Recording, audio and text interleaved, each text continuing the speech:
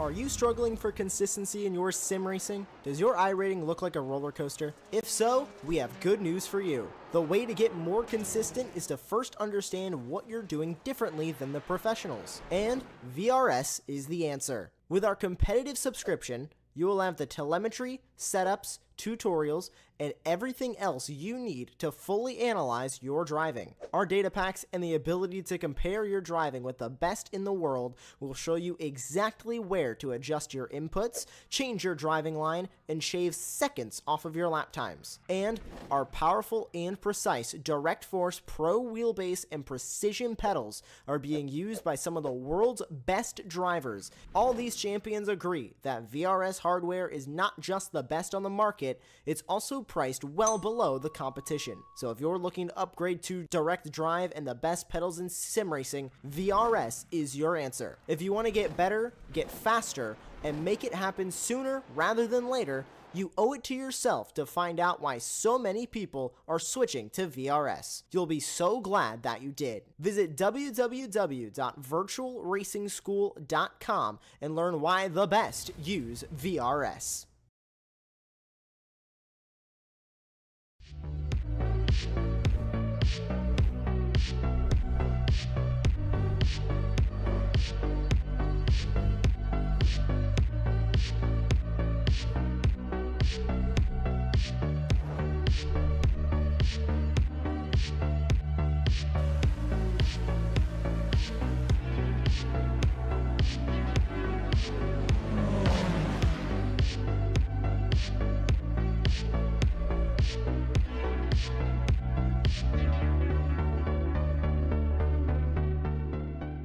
Ricmotech, high-performance sim racing equipment.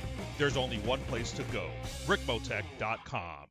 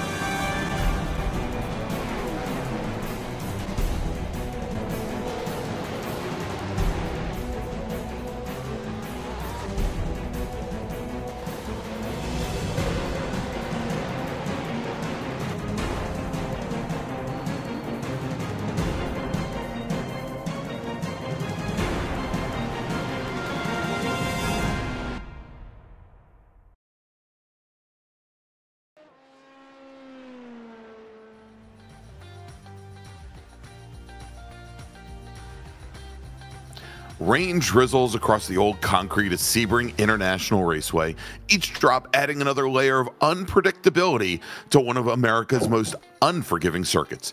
This is round 3 of the Extreme Motorsports Ricmotech World Challenge, a 90-minute test of nerve and control on a track that was never meant to be easy. Sebring's surface tells the story of decades of endurance. The bumps, the patches, the scars, they punish every mistake and reward only precision. And tonight, under the Florida lights and the light rain, 4 classes will take it on. GTP, LMP2, GT3 Pro, and AM, each chasing championship momentum as the season hits full stride. I'm Greg Ginsburg, along with Larry Lefty McLeod in the commentary box with Jonathan Grabowski back behind the scenes, making sure all the viewers here on Apex Racing TV have the best seat in the house. At the Hockenheim ring, it was Dalton Fredericks who mastered GTP in his HSR Phantom Racing Porsche 963. In LMP2 SRT Esports, Caleb Lehman who took the win, while Jordan Rick Segrini, welcome Jordan, claimed the GT3 Pro glory in his Mercedes AMG GT3, and Chase West carried the GT3 AM flag for Lead Paul Racing in his McLaren. All of them arrived tonight with targets on their backs. The weather's changing, the track's alive, and the next 90 minutes will demand patience. It will demand precision and maybe a little bit of courage, Larry, for this is Sebring, rough, relentless, and ready to bite. And round 3 of the Ricmotech World Challenge starts now. Hey, Greg. Hey, Larry. I am excited about the rain. I mean, this is going to be awesome. Were you out doing a rain dance or maybe? Yes, I've got my umbrella. I'm in my galoshes. I'm ready to roll. This is going to be great. My virtual galoshes, of course. Yes, of course. But yes, after round one being the chaos and mayhem that it was, why not add some rain to tonight's round here? It's we had some absolute mayhem at the Hockenheim ring tonight. Well, let's just throw a little bit of rain in the mix and see how everybody adapts. I think we'll be all right. There's been lots of practice this week, lots of speed gained. All the mistakes have been made, so I think we're in for a good one here. Yeah, I'm definitely looking forward to this, Larry. If only because I know in real life, racing in the rain just amps the heart rate up. It makes everybody hyper aware, and it just is so straining and draining on the mind and body. And to have to do this and endure this for 90 minutes, it's going to be a challenge. So let's take a look. We've got our racers out right now for Speed Lab qualifying, where we give them 15 minutes and 4 attempts, 4 flying laps to set their fastest times and set the grids for this evening's 90-minute race. Right now, we're on board with Steven Hudek in his Porsche 963, and he is currently your provisional pole sitter in the GTP class, currently working his final flying lap. And you can pick out the GTP cars and separate them and distinguish them from the LMP2 cars because they've got the black number boards and black windshield banners on their cars, as opposed to, let's see if we can pick up maybe somebody like Alex Crow, another Canadian here tonight in the number 990 Dallara. Well, he was there. Maybe Justin Barrera. And all of our LMP2 cars, they've got the blue number boards. Kind of in the rain, Larry, a little difficult to pick out the blue versus the black. But Justin Barrera currently working his 3rd of 4 flying laps here in Speed Lab qualifying, but you can pick them out there as he tosses that car around through the Le Mans curve through turn 16 by the blue number boards, windshield banners, mirrors, etc. And then, of course, we've got our GT3 racers, and we've got our Pro class, and we've got our AM class right now. Our provisional pole sitter tonight, Leo Dragota from the Orion race team in his Mercedes. The Pro racers will have the Ricmotech red number boards on the sides of their cars, end plates on their wings, and what a drift and windshield banners on their windshields. As opposed to our AM drivers, like Chester Guidry here in his BMW M4 GT4 Evo. The AM drivers got the green number boards and then windshield banners, end plates on their wings, etc., and mirrors as well. And of course, we're giving you that same color coding on the left-hand side of your screen for all 4 of our classes. Yeah, so that at least we'll be able to kind of see who's doing out there and what they're trying to do. Great shot of Chester here in that BMW, slinging it around. You can see the puddles going through some of these corners, and they do it. It's accurate. I'll tell you that. I've driven my share of wet laps here in the sim. We had a wet race in the past. I think we did a wet race at Le Mans. Yeah. Where the start of the race was wet, and then it got dry, and that made things interesting. I don't know what the plan is. I don't know what the weather forecast is for the next hour and a half or so, but if it dries out, you'll see all sorts of strategies coming into play about when to come in for those dry tires or when to put on fresh wets if the wet rain comes back. Indeed. All right. So with most of our drivers in the in the GTP class having set their 4th and final laps, I think Dalton Fredericks is just about to complete his final flying lap here as he comes through the Sunset Bend onto the front straight, trying to improve from 4th in class, maybe move up to the front row. And he does improve upon his times and leapfrogs Daniel Molina, but it's only going to be good enough for 3rd fastest in his Porsche. Dalton Fredericks will start on the 2nd row. We jump over now to Justin Barrera, who is rounding out his final flying lap as he comes down the Ullman Straight and into the Sunset Bend. And Barrera looking to beat a 207.27. He's got a 0.42 on the board currently, And that would move him from 4th to 3rd, would move him to the inside of row number 1. And as he comes across the line, he does not improve. He turns into 207.64. Looks like most of our GT3 racers have completed their laps. We're going to go on board with Lucas Dragota, another one of our pro drivers, in the number 119 Rennsport Mercedes. He crosses the line, and he is going to start 12th in pro. If we jump, I think we've got Ethan Bass, Jonathan, who should be coming down the Ullman Straight right now into the final corner. He is now working his final lap, currently qualified 6th in GT3 Pro. And that, unfortunately, is going to bring an end to his qualifying. Do we have any racers left in the AM category? I think Dan Carrizo is coming through the final corner right now, and he will bring his Acura across the line, and he beats out Stephen May. And so we'll move now from the inside of the 3rd row to the outside of the 2nd row. So Dan Carrizo, great run for him in his Acura on the final last lap. And we've got Robert Hartley in the Orion BMW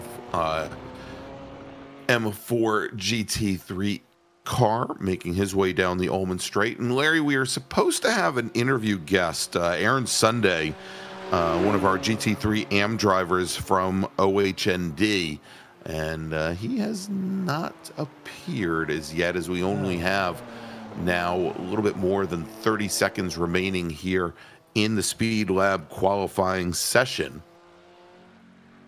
Yeah, he's out there probably drying off after his earlier qualifying laps and doesn't Could really very well be. Just might be, as we take a look at Jesse Ansley there, crawling around in the McLaren, and then another one of the Speed Lab entries.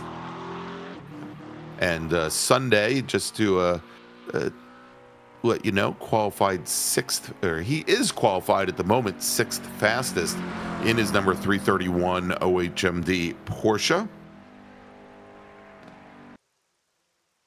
And it looks like Jesse Ansley has called off his final flying lap.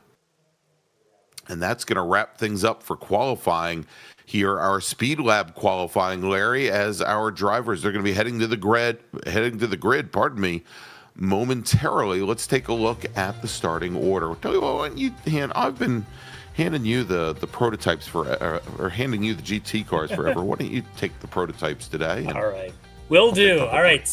On the pole tonight, the Canadian Stephen Hudak from SRT Esport will lead us into turn 1. On his outside, we've got the Brazilian Fernando Takahashi from Rosso Esports. Row 2 on the inside will be HSR Phantom Racing's Dalton Fredericks. He'll be lined up alongside Daniel Molina from Rosso Esports. Behind them in row 3, Jake Zito from HSR Phantom Racing, alongside Aaron Beaver from D2D Sim Racing. And then on row 4, it's Connor Nixon from Orbit Drop Bear Motorsports. But now into the LMP2s, and you've got on the pole SRT Esports Kevin McPherson alongside Alex Crow from Majors Esports. Then you've got DNA Motorsports Ben Rose and Justin Barrera from Metamorphosis. Behind them, Majors Esports Bobby Babeletskos. He'll be alongside Jordan Griffin from Purple Sector Motorsports. And then finally, Jordan Butler from DNA alongside Jake Vasiliselos from SRT Esports. All right, let's move over now to the GT3 cars. We're starting on the pole tonight in GT3 Pro, driving the number 118 Mercedes. It's Leo Dragota with Michael Brooks starting to his outside, also in a Mercedes, driving for the Wrong Stuff. Then we got Mike Dam from Orion. He's going to start 3rd right alongside Nick Rasputo in the Segrini racing machine, the 03 machine, alongside his teammate Jordan Rick Segrini, starting in 5th position, also driving a Mercedes, starting 6th today, driving the number 219 Orbit Drop Bear Motorsports Mustang. It is Ethan Bass with Brian Coxon from Orion, starting on the next row, starting in 7th inside of row number 4. Trevor Clement in a McLaren, the 6th Sector 5 racing driver, will start in 8th position, with Ken Copeland starting in 9th in his Mercedes. Travis Schwenke for Orion starting in 10th position, and that is in a McLaren with Tyler King starting 11th and Lucas Dragotta starting 12th. Ilya Speaker 13th, with Zach DeLeva 14th, Dre Divock, Robert Hartley, and Filippo Barberi will round out your pro field. Starting on pole today in the GT3 AM category is going to be Chase West from Lead Paw Racing, with Chester Guidry starting in second. Neil Weston will start third, with Dan Carrito fourth and Stephen May fifth. As we've got the green flag, and already, Larry, big problems there going down into turn number 1 with a lot of damage there. That is Fernando Takahashi, who is taken to the wall on the outside of 1. Now, as our LMP2 racers make their way through turn 1, we'll see if they make it through a little bit better, as Alex Crow has a nose up on Kevin McPherson, has the inside position as they go into turn number 3, with Justin Barrera directly behind, as our GT3 racers now already through turn 1. It looks like they've all gotten through safely. Leo Dragotta in that 118 Mercedes, he's going to lead Michael Brooks, Mike Dam, and Jordan Rick Zagrini. Jordan should be used to this weather. I think he's from South Florida, a little bit down that way, as well as Nick Rasputo. Larry is Mike Dam might not be so used to racing in the rain. Maybe it's more snow where he's up from. Yeah, that just may be. I don't know how much rain we're going to get up in Rennsport or some of the tracks north of the border, but let's get a little replay here of the start. There's Fernando Takahashi in the BMW, just straight line, locks up. And Larry, you can see the front wheels just locked up all the way down. It looked like he never released the brake pedal at all and just straight line for the wall. Oh, and that's Jake Zito now with also an issue there in his Porsche and LMP and the GTPs. He's going to have a field of GT3s coming up behind him in just a moment. Well, let's see what happened to him as he came out of, looks like he was coming out of turn 9. Grass.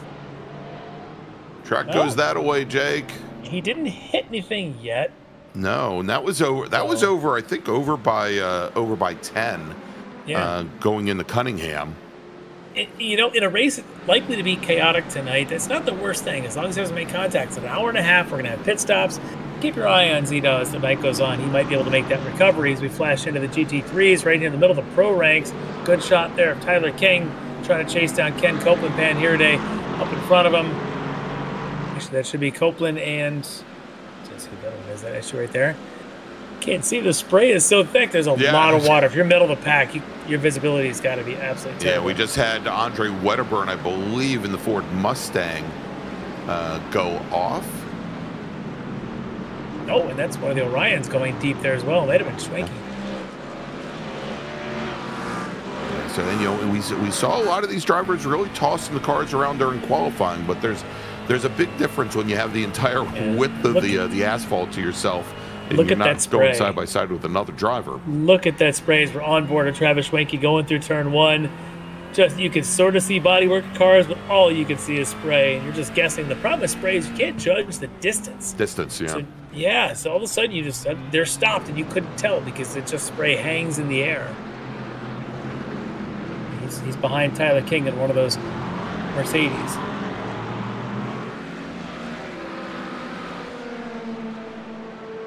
All right, let's jump up here, Larry, to the LMP2 fight. This is Kevin McPherson and Justin Barrera. Barrera, who started off, I think, in 6th position in LMP2, now makes his way up into 3rd and is challenging Kevin McPherson for 2nd. Meanwhile, Alex Cross already opening up almost a full second. The advantage of not having that spray in your at your windscreen. Yeah, Crow looked so impressive coming down into turn 1. He took the perfect line, kind of up and under to get to the inside of McPherson there. And then beyond that, you watch his line. He's really on a great pace at this early stage. And as you said, he's got clear track visibility in front of him. He doesn't have to worry about his marks. He can see them. Now that puts pressure, of course, on the folks behind him, like Fredericks and Molina. Or sorry, McPherson and Barrera. As we've watch now, and you can see there where McPherson shifted a little bit to driver's right, Larry, to deal with that. And here's a big surprise here, Larry. Mike Dam, he is off over by Jean de Bien, over by turn 15, all the way, just as they came up to the chicane there, just did not get the braking done. And has dropped back almost 10 positions. You know, not as much rain north of the border as they get down in South Florida, but yeah, that's a big old spin. He ends up coming back on the track right in front of teammate Robert Hartley, far down the order. And there he is, just sliding that car around as we check back in now with our GTP crowd. Dalton Fredericks. So he had his own issues there, trying to just hang on to it, use a little bit of the grass. Luckily avoids any contacts with the walls, but for Fredericks, that definitely is going to cost him a little bit. Something tells me, Larry, we're going to be covering incidents all night long here. Jonathan's going to get his keep tonight with all the replays he'll be throwing at us. That's great. Yeah, this is a nice little fight starting to develop here, Larry. Ken Copeland in the Wrong Stuff Mercedes, the number 15 machine, taking a look to the outside of Brian Coxon's McLaren, going down into the chicane, going into turn 7. Coxon, one of our Orion drivers, and I think we mentioned this during round 1 at Road Atlanta, that probably for the first time that I can remember, we've got almost every single one of the Orion drivers in a different chassis. I think, you know, we've got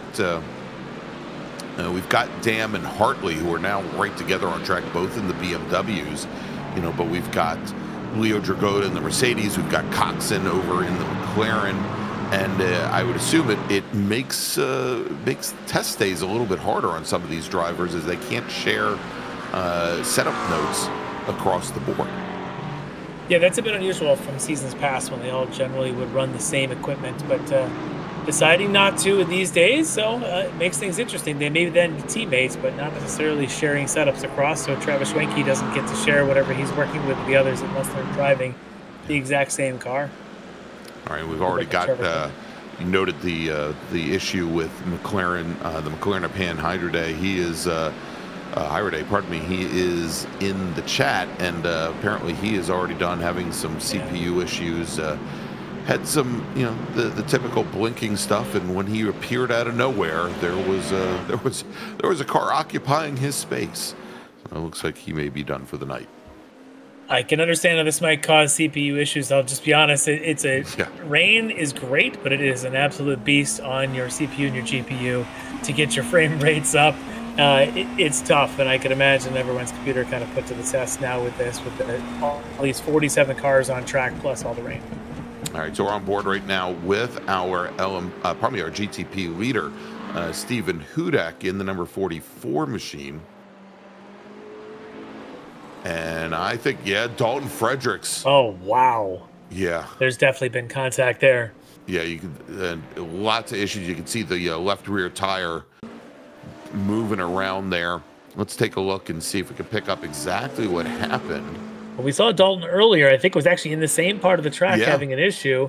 And now he just locks the rear under braking and backs into the wall. And that's going to probably do it for at least the next 25 minutes of repairs if he chooses to stick around.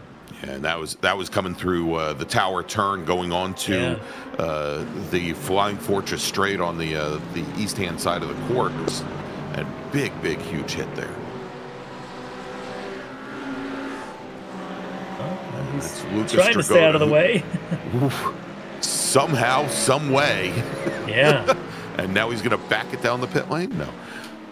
That's right. And French is going to do the crab walk all day home, Larry. That's impressive. That is. Now, what happens when he needs to rotate the car? Oh, somehow he managed. He's doing this at 67 miles an hour down the back straight. I am impressed. Oh, my gosh. There's a new competition. First, back your car into the wall, then make a lap at whatever speed you can. And if he can manage to get that on the pit lane, oh, my gosh. Yeah. Somebody give that man a medal.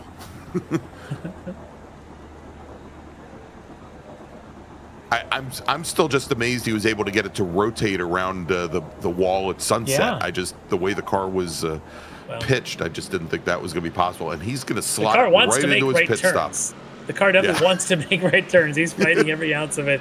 He'll be down there for a while, though. Yeah, kind of get the feeling his night might be done. Yeah. All right, so let's jump back to the action. All right. So here, Larry, is our leader in GT3 AM, Chester Guidry, in the appropriately numbered number 1 BMW. And he's got a bit of a margin now, about 2 seconds on Neil Weston, running second in the class. You know, of course, the big change for this year, or probably this season in the World Challenge, is we are no longer assigning points based on overall finish in GT3. We are now maintaining winners points, second place, third place, etc. for GT3 AM as well as GT3 Pro, and so it certainly helps Guidry out at this point. But you know, Weston and Chase West, who are currently running second and third, they will still see themselves, if they can hold on to those positions, seeing themselves get pretty hefty points also. And matter of fact, where we stand, let's take a look at where we are, Larry, is we've got 2 rounds in the books. Of course, 2 weeks ago, we were at the Hockenheim ring, or at least you were. I was in Tempe, Arizona. And Chase West was your winner for round number 2 in his Lead Paul Racing McLaren, as we said at the top of the show. Dan Carrillo in the DCR Sim Racing Acura finished second. And Aaron Sunday, our interview guest tonight, finished in third. And that's kind of how the points are playing out right now.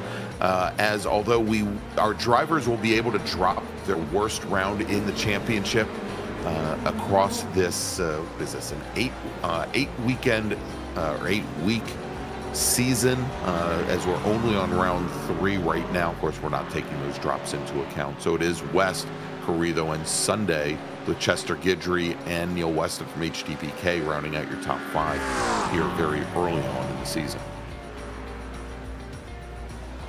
Yeah, a night like this could definitely change this very drastically because of this bit of wild card known as rain. What I'm seeing, it seems that the BMW seem to be handling pretty well, as we've talked about Chester Guidry and Neil Weston both driving BMWs and leading in the NAM category. So platforms play a difference in maybe perhaps how smooth your car is in the rain. But also having the right setup, I think, matters. And you look at, no surprises at the names at the front of the GT3 Pro class, of course, Leo Dragota, Michael Brooks, and Jordan Ricksgrini, 3 fast drivers, all in Mercedes, and likely with a good setup in their Mercs to really keep them fast in this rain.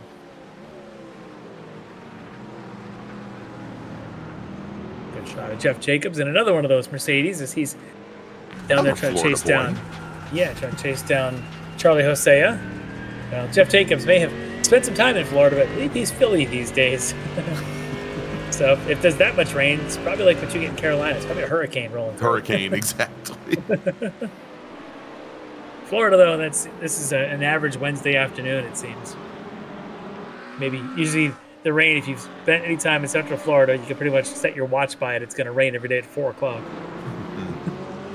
All right, we were watching there for a second. Kevin McPherson and Justin Barrera in LMP2 still going at it. But let's move over now to the GTP field, where we've got Connor Nixon in the 02 Porsche. Oh, going very deep was Aaron Beaver, coming in underneath Connor Dixon, and just couldn't get the braking done going into the hairpin, Larry. Had to take evasive action. Yeah, I think, what if he misjudged what the mid-corner speed was going to be of the car in front of him, and here he is locking it up again now. So continuing to struggle there is Aaron Beaver.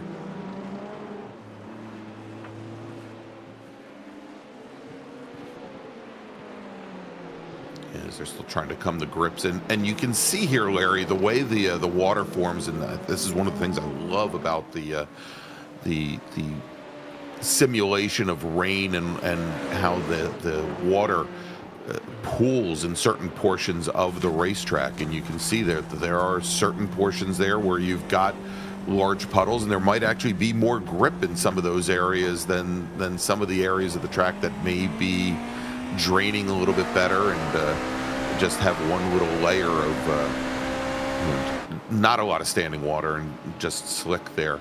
As we go on with, there's Daniel Molina, currently running third in the number 22 Porsche. And interesting, Larry, that we've seen over the past couple of seasons in the World Challenge where I think in GTP, with the exception of maybe the BMW after that very first season of the GTP field, across the different chassis, a lot of I guess a lot of consistency in how many drivers were driving in each chassis, and very few Acuras this season. I think Aaron Beaver the only one. No BMWs here tonight, and it's primarily the Porsche 963s. Yeah, I think the only BMW we had might have been Fernando Takahashi, and didn't make it through turn one. Get a good look here of Nick Ricmotech there, trying to hold off. I believe that's Ken Cope. There we go. Go on board here with Ken. Mercedes on Mercedes action here. This ability is so tough. You see Copeland having to back out there for a moment in parts of the track that would normally be flat in stride. Dalton Frederick's in the chat saying that's not how he wanted to start the race. I'm sure he meant to say it's not how he wanted to end the race, but let's take a look here, Larry, because I think Mike Dam's issues continue as he is going down once again down the Flying Fortress Straight. Oh, that's a hydroplane right there. Yes, and last time out he had issues over at Jean de Bien, over at turn 15. Here, just at the little twist at Bishop, turn 14 on the Flying Fortress Straight, the rear end just walked out on him as he hydroplaned across. Yeah, I mean, funny watching this. We were just on board with Ken Copeland right before we went to that replay, and Copeland had a big twitch moment in the exact same spot. Same place. Yeah, so I'm wondering if there's a little bit of hydroplaning going on in the middle of that corner that's catching the drivers out a little bit. As the race goes on, they may find a groove. They may find a place where the water's less deep, that they can make that's off their normal line. But right now, they're all hitting whatever puddle's causing them to spin. And so the racers here, they have two choices for tires. There's a wet compound and there's a dry compound. And if we see for some reason any of the drivers, well, they get brave and actually want to go to the dry compound, we'll let you know. But safe to assume, and we can confirm that they're all on the wet tires, regardless of which class they're in currently. Yeah, no one going to be quite daring or other words to choose to go to a dry tire at this stage. Can't say I blame them. Yeah, no, it's all about the wets. Look at this battle here. Oh, that's contact now. That's Butler who gets bumped. Oh, and Vasconcelos as well. So they get tangled there at the end of that back straight. And let's see what Vasconcelos is going to end up diving over across. I think he's going to try and dive to the pit lane. Yeah, you can see them. It seemed like as they were side by side. Oh, you can see it's the GT3 car in front of them. They're all both trying to avoid. They come up side by side, and I'm wondering here, Vasconcelos may have not been able to brake. Yeah, I wonder if he broke a little later than he was hoping to and ends up having to go down the inside. And Larry, we've got Pops barking in the chat, says it's not hydroplaning, it's aquaplaning. Sure. I was thinking more aquaplaning, but it's wet. Yes. Oof. It's mildly damp out there. The pits are getting awfully busy now. With Vasconcelos now in there. Of course, we had seen Mike Dam and his issues. So take a look at Justin Barrera, currently running in second as McPherson's dropped down the order a little bit. McPherson had been challenging Alex Crowe for the lead for a while. But I think what if we'll get a replay here in a second. Jonathan's working on it. Here we go. As we go on board with McPherson. Challenging for that lead through turn one. And that's a big puddle he's driving through. That's dirt there. It's one dig off. We'll see if that's enough. May have had another one then. Maybe even through the same section. Grabbing a lot of curbing, but Yeah.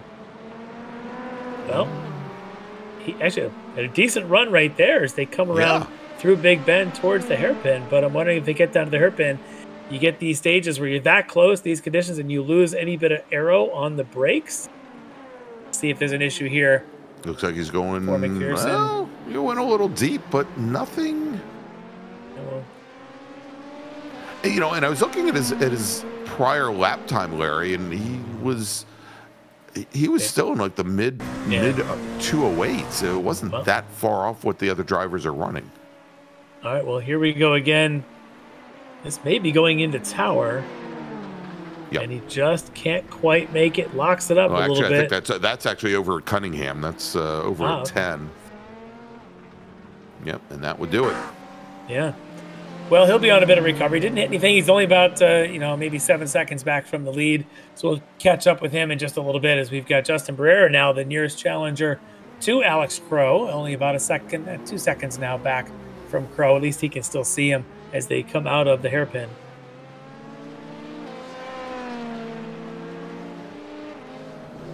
Anna, absolutely true. Water is wet. Is wet. Thank you. She's going to take our job, Greg. I know. Damn those Brookses. Just for that, she ought to at least see a highlight or some onboard maybe of Michael Brooks. Just saying, as we got a good look here, Trevor Clement trying to make a move here on Tyler King. I mean, it's the least we could do, right?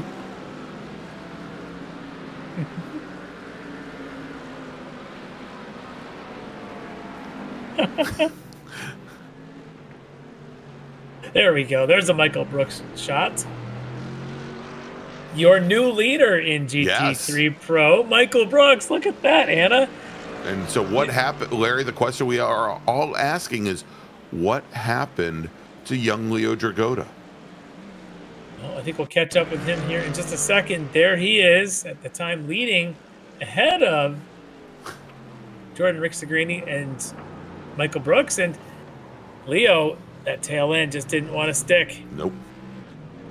He's able to recover, but not before losing a couple of spots. One of those to then Ethan Bass there in the Mustang, right in front of our GTP traffic. So yeah, Michael Brooks now, that lead, you can see there about 2 seconds, almost 3 seconds up on Jordan Ricmotech. All right, here's last week's last round's AM winner, Chase West. He's chasing the back end on that car. Yes. That's what he's chasing there. And thankfully, lots and lots of runoff there on the outside of turn 1. A little bit of mud, a few extra puddles. Not the they fastest way. Have to Yep. clean out the brake cooling ducts on that car when he comes in for his pit stop. All right, well, back to this battle now. Yeah, we've got Tyler King now with Tyler Brian King, Coxon now in front of just him. ahead. Yeah, they have for swap 7th. positions there. Tyler's trying to see. He can't quite poke around that McLaren in front of him. He just can't see anything, and he's got some GTP traffic both ahead and behind him. Better be checking his mirrors here as we go through 17. It's going to be a blur of a GTP going by them in a second. Oh, he's going to drop down to the inside, Larry. And Coxon goes to pin him in for a little while, but then move to the outside a little bit. Big surprise there. I think he was trying to get a better sweep across there, but a good job for King to hold that nice tight line against the wall. I'm actually surprised Coxon didn't sweep wide and use some of that wider apron that might actually be a better line in this wet conditions. Now, of course, they've got to both look out because they've got the Fernando Takahashi actually back on the track. Takahashi's back out after that lap 1 run-in with the turn 1 wall. Takahashi's still 3 laps down from this battle. He's technically seeing blue flags.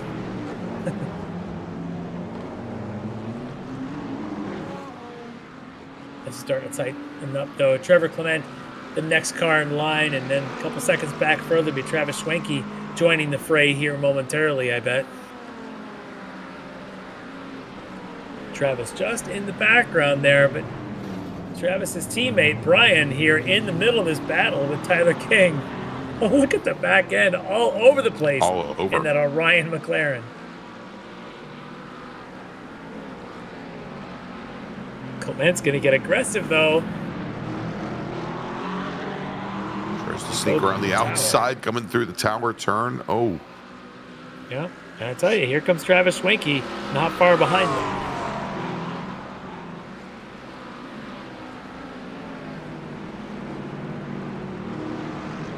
Chop of the nose there.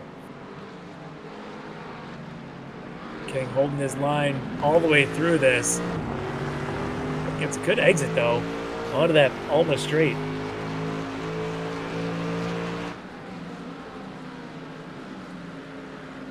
Really good run for King. Not even going to be challenged now as they head into sunset. Oh, no. No. This breaks his Coxon. He's going to take the really wide line. Hopefully avoid the wall, which he does. Yeah, somehow he does. And somehow he, well, maybe momentarily manages to hold off yeah. Coxon. He did better than that than I ever would have thought. Now, of course, he's next to Coxon and Clement. Yeah, Coxon now next to Clement. And then right behind them now, closing quickly further, is Travis Schwenke with another one of the McLarens. We could have three across going into the hairpin here, probably in about a half mile up the road.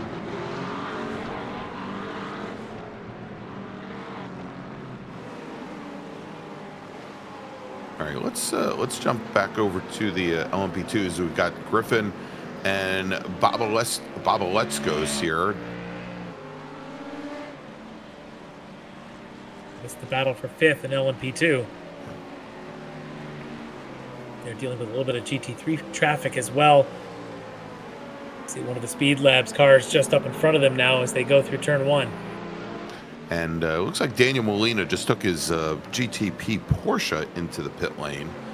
Not sure if that is for scheduled service. Didn't expect to see the pit window for GTP open up until lap 19. So maybe a little bit earlier. I think he probably trying to take care of some crash damage. No, there he goes. Definitely something going on there. Molina tucked to the inside, might have found himself aquaplaning and backing into the wall. Yeah. That would be a good reason to head to the pits. See how you used the aquaplaning there? You see that? See that? It's Jordan Griffin having a bit of a moment there, returning to the track quickly with his lights flashing like nothing ever happened. Yeah, exactly. Just a I've been here little the whole extra time, aggression. As he goes through that turn 10, I believe there.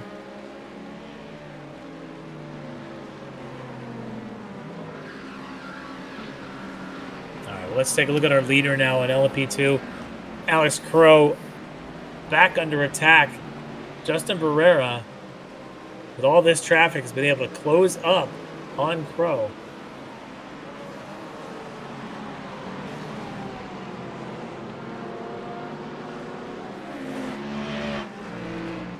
Nice moves there, using the traffic as they come through sunset. Yes, opening it back right up underneath Neil Weston there. Yeah. Weston giving the prototype car lots of space. So far in our 2 rounds, Alex Crow has had a couple of second places. He's been second to Justin Barrera in the opening round. He was second to Caleb Lehman in the last round at Hockenheim.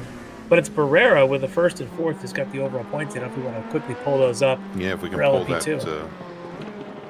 So we've got Crow and Barrera sort of battling it out here. Yeah, there you go. So Justin Barrera with 125 points just ahead of Crow.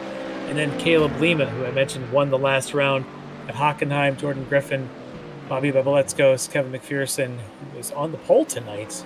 Comes in 6th in points. And then Vasconcelos, 7th, Mowry and Satterley, 8th, 9th. And then Butler, of course, in the 10th spot.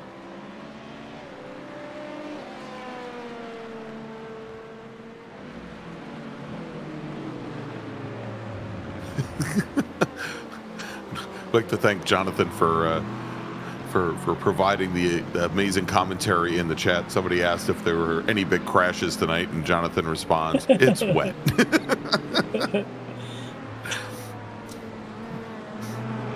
And according to Anna, water is wet. Yes. So Dillingham, the answer is yes. Yes, there's been a few. Tell your friends, we have a whole hour of this left. It's going to continue to be exciting as we check in with overall race leader Stephen Hudak in the Porsche GTP. He's got a 20-second lead on Connor Nixon, his next challenger, but you can see Nixon's fast. Nixon's, but not fast as Hudak. Hudak is just on another level right now. Yeah. Low in the field away.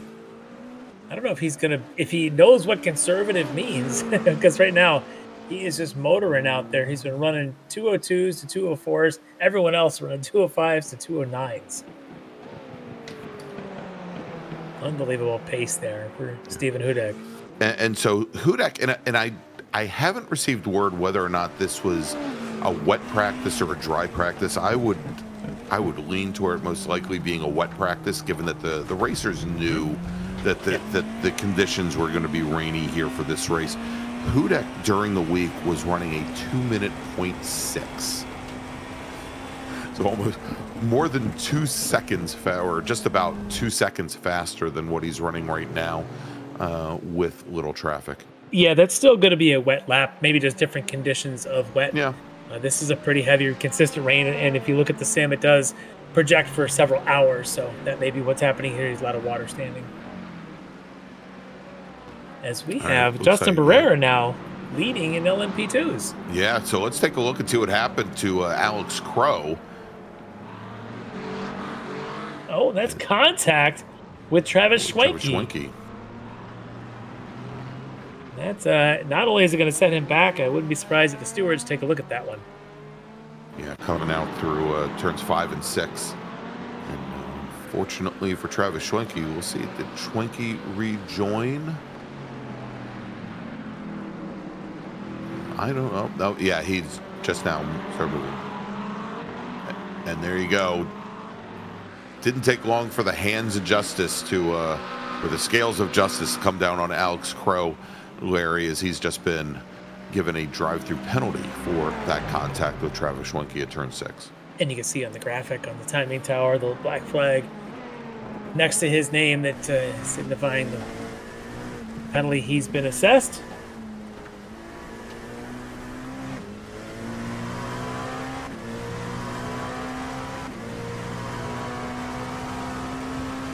I'm sure he won't be surprised to learn that. Yeah, I'm sure. With Kevin McPherson, though, almost 9 seconds in arrears, Larry, I think with that run down the pit lane, they might come out in pretty close proximity. I suspect he'll still be maybe behind McPherson, but I think he might be, hopefully enough for him, in front of Ben Rose, 4th spot. We'll see now as Alex Crow is serving that penalty right away. It is a slow pit lane. And a long pit lane. All right, so McPherson has gone by. Keeping an eye on Ben Rose, who was in 4th. Should be on the front straight. There he is. There he is. And he is going to take that spot just ahead of Alex Crow. All right, so that's going to move Crow now down to 4th in LMP2.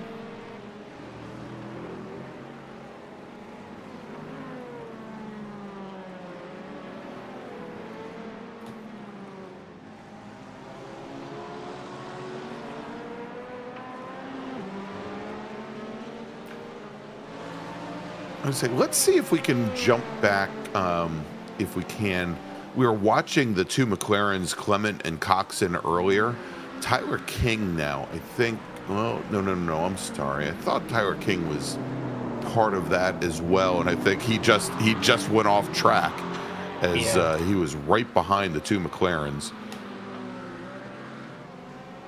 King may have found himself in a battle with Zach DeLeva in doing all of that. We'll catch in with them in a minute while we look here at Jordan Griffin, running in 6th.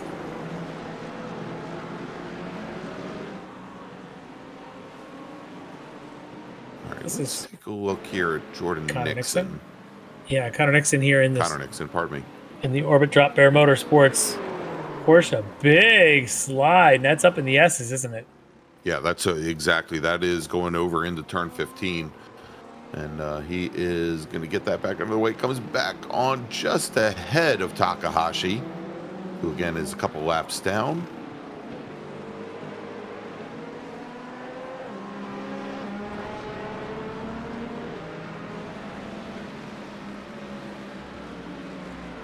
And you go, former race leader in LMP2, Alex Crow, now all over the back of Ben Rose with one of the Rockefeller, I think that's Ilya Speaker there in that Mustang, and the Mustang, GT3 in front of him. And Speaker wisely stays to the outside, although tonight the line I've seen, they might want that outside line.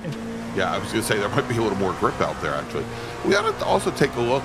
Jordan Ricmotech starting to make up some ground on Michael Brooks in the lead. The two Mercedes, I think Ricmotech's knocked about 0.3 of a lap, second off on the previous lap.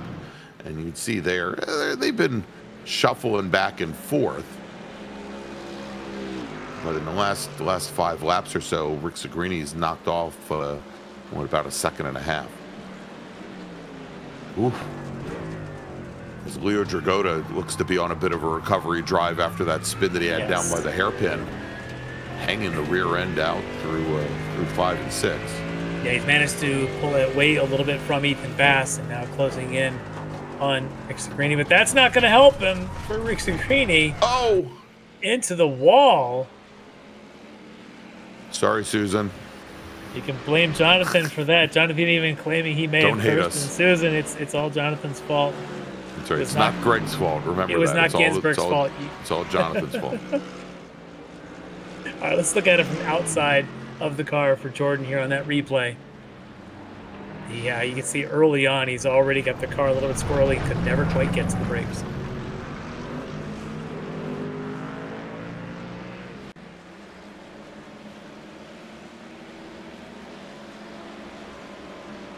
So that is going to move Leo Dragota up now to second, Ethan Bass to third in GT3 Pro, move Ricmotech back into fourth, right near his teammate Nick Resputo, also in a Mercedes.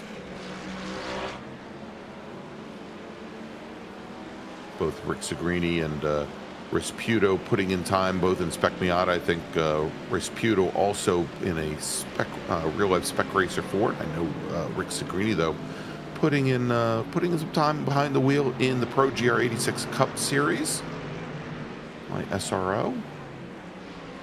Hopefully we'll see him back in that series again soon.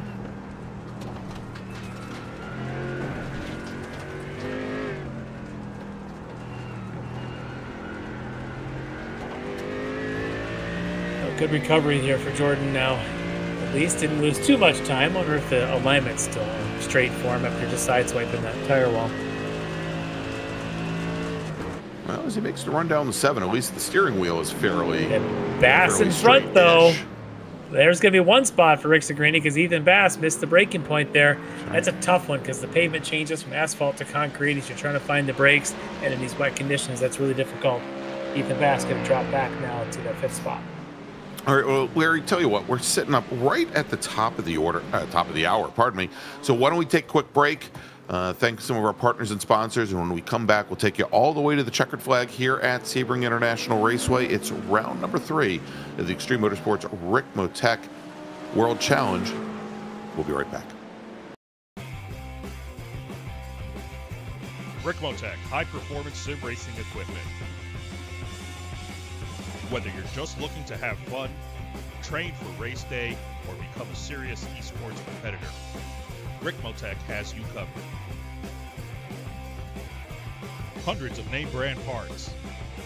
Support from experts that love sim racing. Trusted by the pros. There's only one place to go, Ricmotech.com.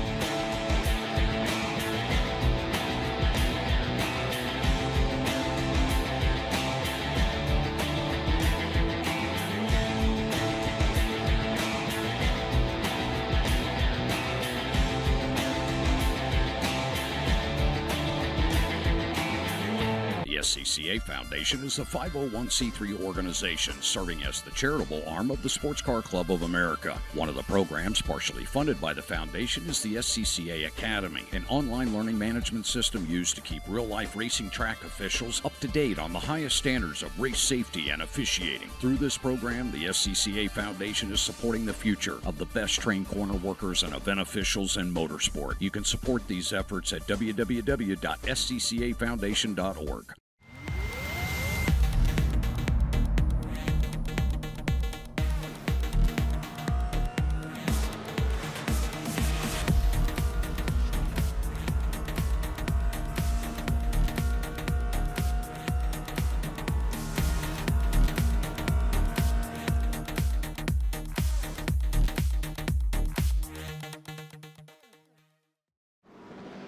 The search is over.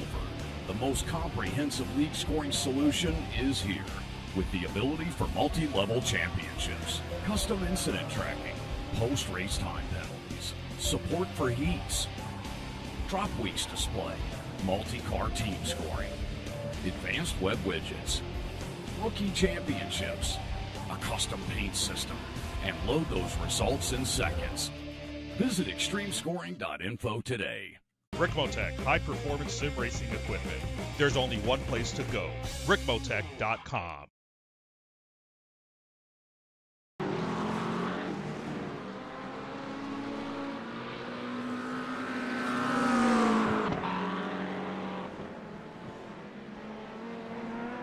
Welcome back to a very damn Sebring International Raceway. It's round number 3 of the Extreme Motorsports Ricmotech World Challenge.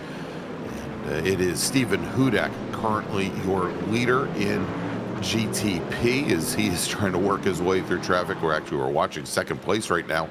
Aaron Beaver in his Acura ARX-06. Jake Zito running third in class. Over in LMP2, it's Justin Barrera, your leader, with Kevin McPherson second. Alex Crow, your former leader, in third.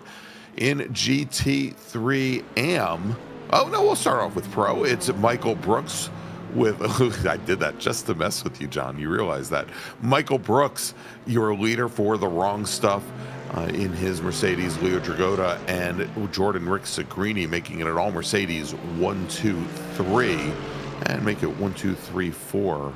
I like the count if you count Nick Rice-Puto as well. Over in GT3AM, Chase West in his McLaren, your leader, with Travis, oh, I'm sorry, it's Neil Weston, your leader. Sorry about that. There he is, Neil Weston in the BMW, and he's got a heck of an advantage right now. He's got, Larry, 5 pro drivers between he and Chase West, who's running second in the number 757 machine. Then Stephen May for Mayforce Racing, currently running third in class in his BMW. Yeah, so in the GTPs, while Stephen Hudak continues to just dominate the race, actually it was Nixon that had an issue at some point in the last couple laps, and I believe he's found himself out now. As you can see him dropping down the order into fourth. Yeah. He had been running the closest challenger. He was 30 seconds back or so, but he's no longer in the hunt for the top of this race. That now falls to Aaron Beaver, who actually has done a couple of decent laps there to stay within reasonable distance of Hudak.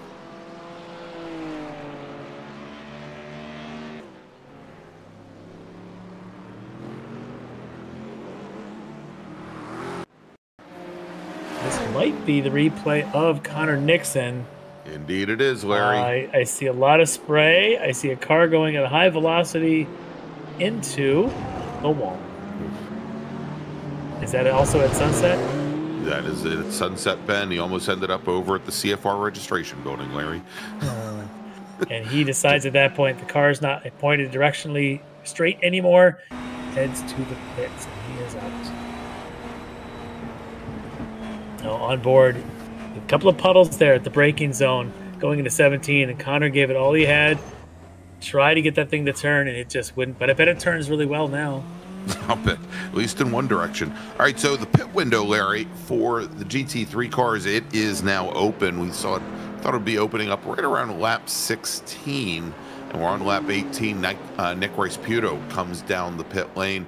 and goes to take service. One of our very first drivers to do so. I think Ken Copeland came down a little bit earlier as well. Yeah, keep an eye on them. As did Good Chester shot Guidry in the AM category. A good stop there for Ricmotech. He'll join back in. And like you said, he'd been running up there in that top 5. So we'll see where the rest of the field lands when they come in for their stops. It may be a pretty good idea in this lap, in this stage, to go ahead and come on in if he had a good chance to get the best traffic coming out. Yeah, and he's found himself a nice little gap there, Larry. It's of course he's got to deal with one of our LMP2 cars, at least momentarily, as he tries to get up to speed. But a lot of open track ahead. That's Kevin McPherson, actually right behind him, who had also done his stop. McPherson, the pole sitter. If you think about how far back that sounds now, running pretty far down the order in LMP2 with the issues that he's had, he should be going by Ricmotech here at some point. And Ricmotech also came out ahead of Ken Copeland. We saw Copeland probably around 15, 20 cars. There he is, actually quickly coming back into view. And there goes McPherson to the inside. They head down towards 10. Still didn't go by. I wonder if still some issues here for McPherson. Showing a lot of maybe unnecessary patience. Yeah, I was going to say, I think it's more a matter of trust, to quote Billy Joel. Ken Copeland, though. Copeland's going to try and come up right behind them. Copeland also having done his pit stop, as has Ricmotech. So this is the battle effectively for third place, potentially. I think, as Dragotta seems to be falling further. Oh, you got Dragotta, Brooks, and Rick Segrini. So maybe this is the battle for fourth for Ricmotech and Copeland.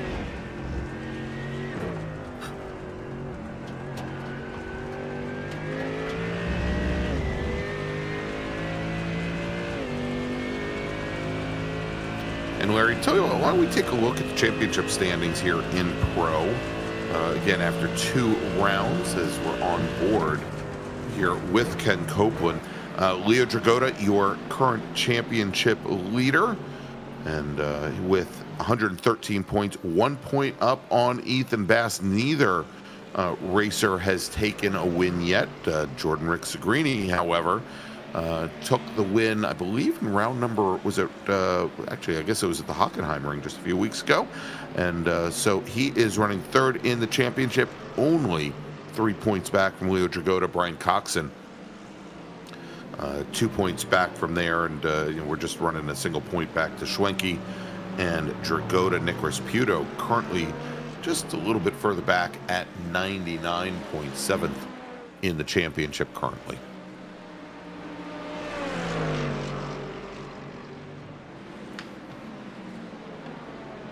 Dragotta at some point has got to be thinking about taking that pit stop as well. I don't know that he's going to find too many better opportunities than just doing that now. Brooks, also your race leader, still needs to. And it'll be interesting to see where they come out relative to Ricmotech and Copeland, who we know have each stopped already. All right, Justin Barrera, your leader in LMP2, takes to the pit lane for service. Up on the jacks for a new set of wets. Looks like behind him, Jordan Griffin and Bobby Babaletskos are having a good little battle there for the 4th spot, as the rest of LMP2 seems to be coming in right now. Exactly. Crow, Ben Rose. Rose, Griffin, and Babaletskos all coming down the pit lane now.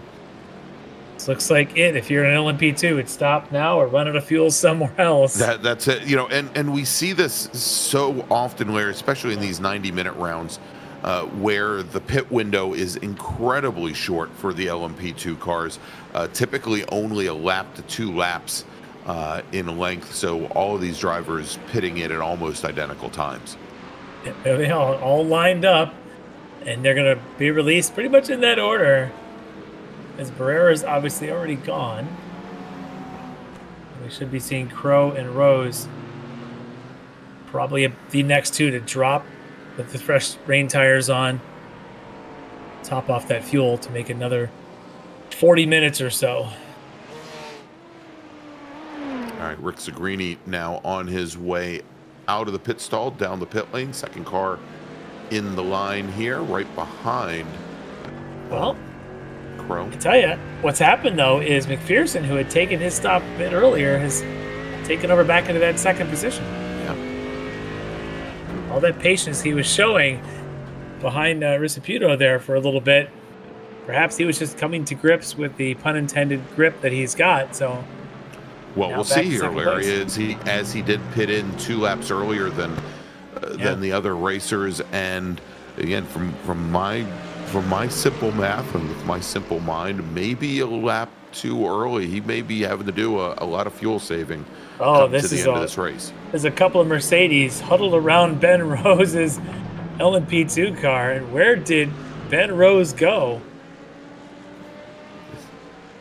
He escaped very quickly, and wisely so, Larry. Yeah. He's back there. He's no longer next to them. He had a bit of an issue in that corner. So Ben Rose there at the hairpin, struggling. Meanwhile, Copeland wants to go around both these Mercedes of Rick Zagrini and Ricmotech. This is essentially the battle for third. While the other 2 leaders are in the pits right now. Make that all Michael 3 when Brooks, you throw Leo Ethan Dragotta, Bass. and Ethan Bass all on the pit lane. Yep. Let's see if any of these get close to those top 2, or if this is essentially the battle for the third step of the podium.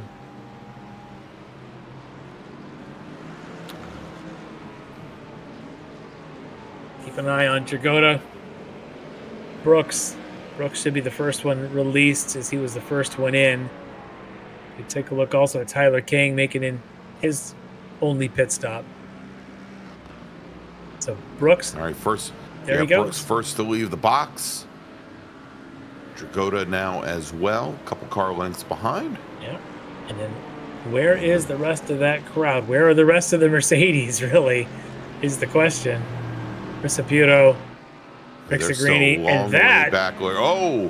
Yeah, here they come down the front straight, but there was also huge. I think that was an LMP2 car. Mix up there on the front straight. I didn't catch which number that was, but somebody had a big old hit. I think that might have been Jake Zito. Oh, yeah, he's one of the GTPs.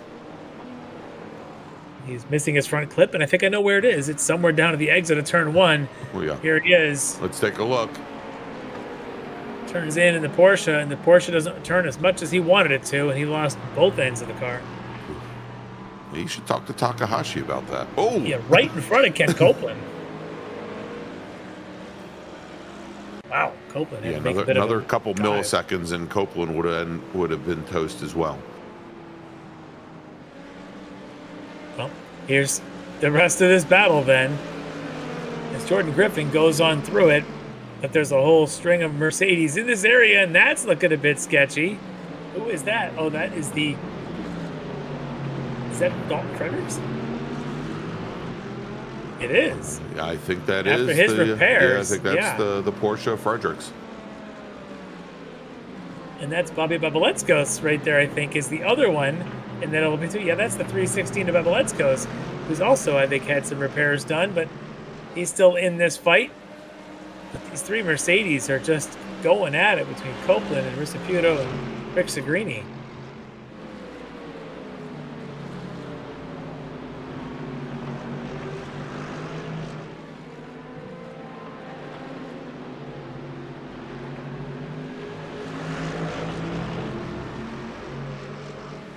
Lots of excitement going on in there right now. It's an intense little battle, and throw the rain in just for fun. Puto trying to get some visibility there as he goes into 17. Copeland going to take the dangerous tight liner on the inside. Ricmotech with a big slide. Doesn't get the power down. That might be an opportunity for Copeland now, but he hasn't made clear yet. Ricmotech still now has a little bit of overlap to the bumper on Copeland as they go now into 1. And there's contact. Oh, there might have been a tap and there, that's Larry. A slide for Copeland. It was just a little bit of side-by-side, almost like a net code contact. It didn't even look like an actual physical hit. Yeah, it looked like you know, visually, let's see the replay. You'll see it looks like there's still like a foot between them, like magnets. They never quite actually touch. So Copeland doesn't hit anything, though. I think he got lucky there.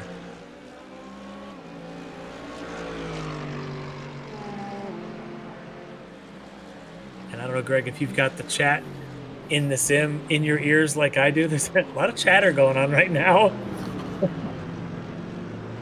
Larry, I have so many voices in my head to begin with. Just adding one more input is not a good thing. But I can only imagine. And we had, right before we went to commercial break, we did have our race control team begging and pleading with racers not to race out of class cars.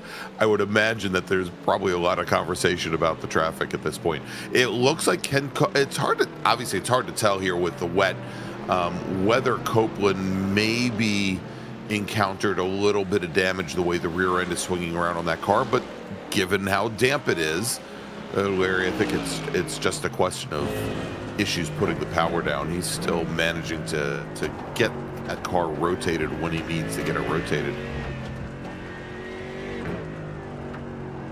Well, after all that, it did break up our little battle just a little bit, but I don't think it's over with still being a 90-minute race tonight. If you're used to the 75 minutes, don't forget an extra 15 tonight. Yeah, so we still have another 35 minutes in this thing. So plenty of time for Copeland to get back into this. And you know, I don't want to jinx him again, but Jordan Ricsagrini's now opened up a little bit of an advantage over Nick Resputo.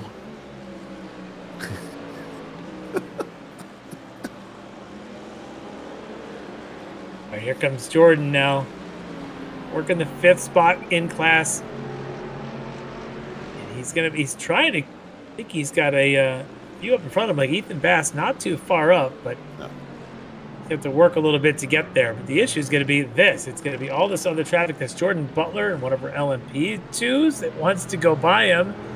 The question is, how aggressive is Butler going to be?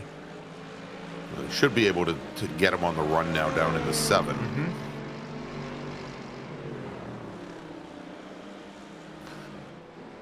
All right, Larry, our GTP leader, Stephen Hudak, now making his way to the pit lane. That is a long time on one stint of fuel in your GTP. Yeah, much longer than the other drivers. That Serpent Racing machine, very, very strong here. And we thought the pit window for GTP would close somewhere around lap 26, and so right at the tail end of that pit window, Larry. Yeah, that's right there. All right, well, let's flash to Charlie Hosea. Now he's in, of course, the Rockefeller Racing number 100 there. Billy Bob Barberi is in the other Mustang. Somewhere around here is a BMW of Robert Hartley, somewhere in the mist, with Fernando Takahashi. Seems to always pop up in the middle of these battles. Yes. Gosh, he's still a lap behind these guys. So he's seeing the blue flag when he's behind GT3 cars.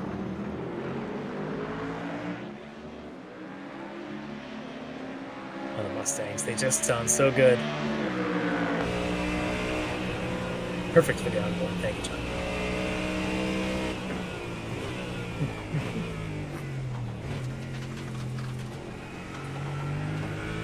All right, Alex Crow now heading to the pit lane in his Delara.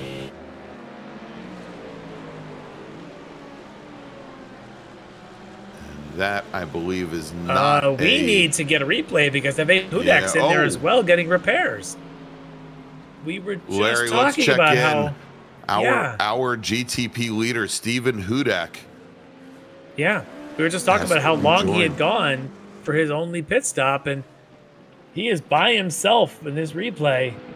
Those are the ones that worry me. It just goes straight over at turn 3. Oh. So I wonder if on that outlap, even though it's wet, if they have to get a little bit of heat in the tires, and if perhaps they just wasn't there yet and the lockups happened. And that might explain why we had seen McPherson on his outlap many laps ago in his LMP2 car really being gingerly. Even these rain tires might actually have to warm up a little bit. And Hudak may have been caught out. That's unfortunate. That changes everything. Because now it does. Aaron Beaver right here. Beaver. Where's Bobby Charles? We need him. Bobby's, of course, teammate to Aaron Beaver in the D2D team. Stubby in the chat's going to go crazy.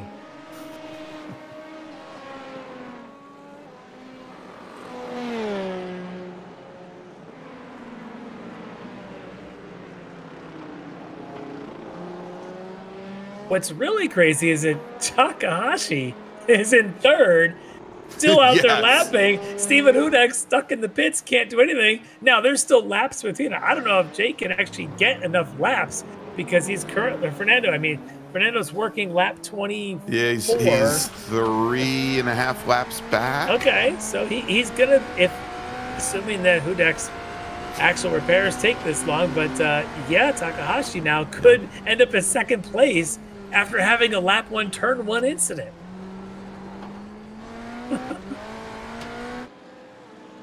And then, of course, Jake Zedow's had issues. He would have been running and currently is classified in 4th, but I think Fernando just went by him. There you go. Zach DeLeva in the chat now, Larry. And whereas our the GT4 drivers have had nothing but problems with handling in their Aston Martins, on the GT3 side, looks like Zach has just found perhaps an issue with fuel management on the GT3 version. Bummed to hear that, Zach.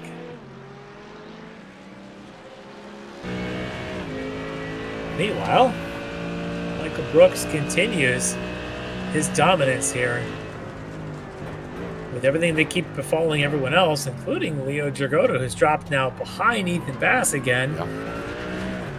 They're about 4 seconds behind. The Mustangs have looked very strong in the wet here tonight. It depends. I think the Mercedes are very strong. The Mustangs, there's a couple of them that are quick, and I worry if there's moments where the torque is just a little bit too much.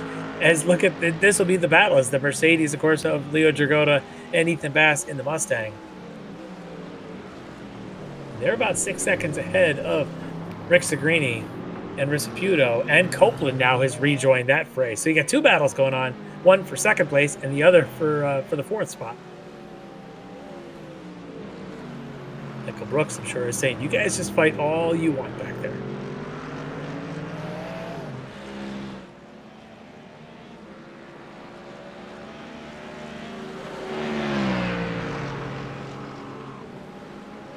And looks like Robert Hartley, or Ryan, just had a little moment as well. He may have nearly a moment there for Dragota. Yeah, had issues at turn 1. Hartley may have gotten caught out behind that prototype and thought it'd be a faster apex speed. Turns out it wasn't. But right before we went to that replay, Leo Dragota was up into the back of Ethan Bass, nearly pushed Ethan around. I don't know how that they didn't actually wreck. It's Copeland. It's caught back up to Reciputo. Yeah, so that battle for 5th starting to close down. And Rick Segrini still running slightly faster, about 0.3 of a second on average faster than Reciputo and Copeland. And faster right now than Michael Brooks, your race leader in GT3 Pro. So nothing's decided yet. It's just unfortunate Rick Segrini now is going to find himself about 10 seconds back from the lead, but he's running at a really good pace, trying to run away from Copeland or Reciputo, but Copeland to me is one of the quickest. Look at this now. Looks like Rick Segrini's having some issues here through turn 4 and 5, and there you go, all 3 of them back nose to tail.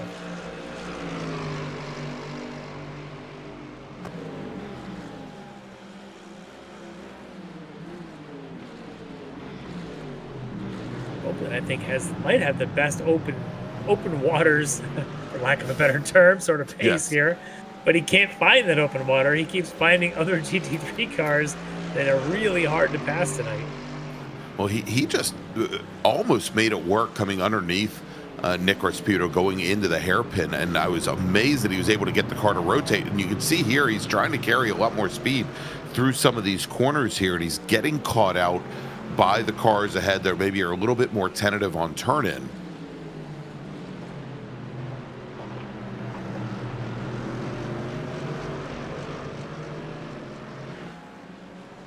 but it's a fine line, Larry, to to drop back and try and get a run on a racer, versus being tucked up underneath their tail, and it's just hard to judge with some of these drivers. Obviously, feel much more confident in some corners than others over the course of this race in this wet weather.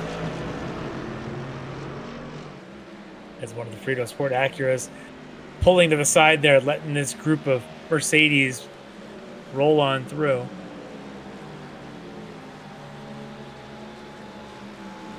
I think Leo Dragotta just had another little issue. Might be falling back into the clutches of these three Mercedes here in just a few moments.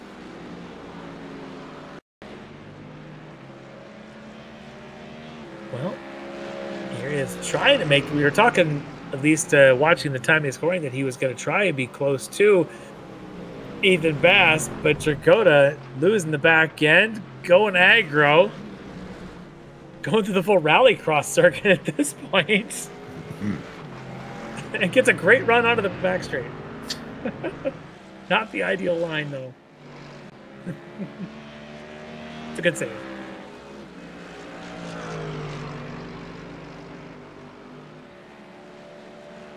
Inside the last 25 minutes of this race. Very, very long race to do this in the rain. The amount of concentration.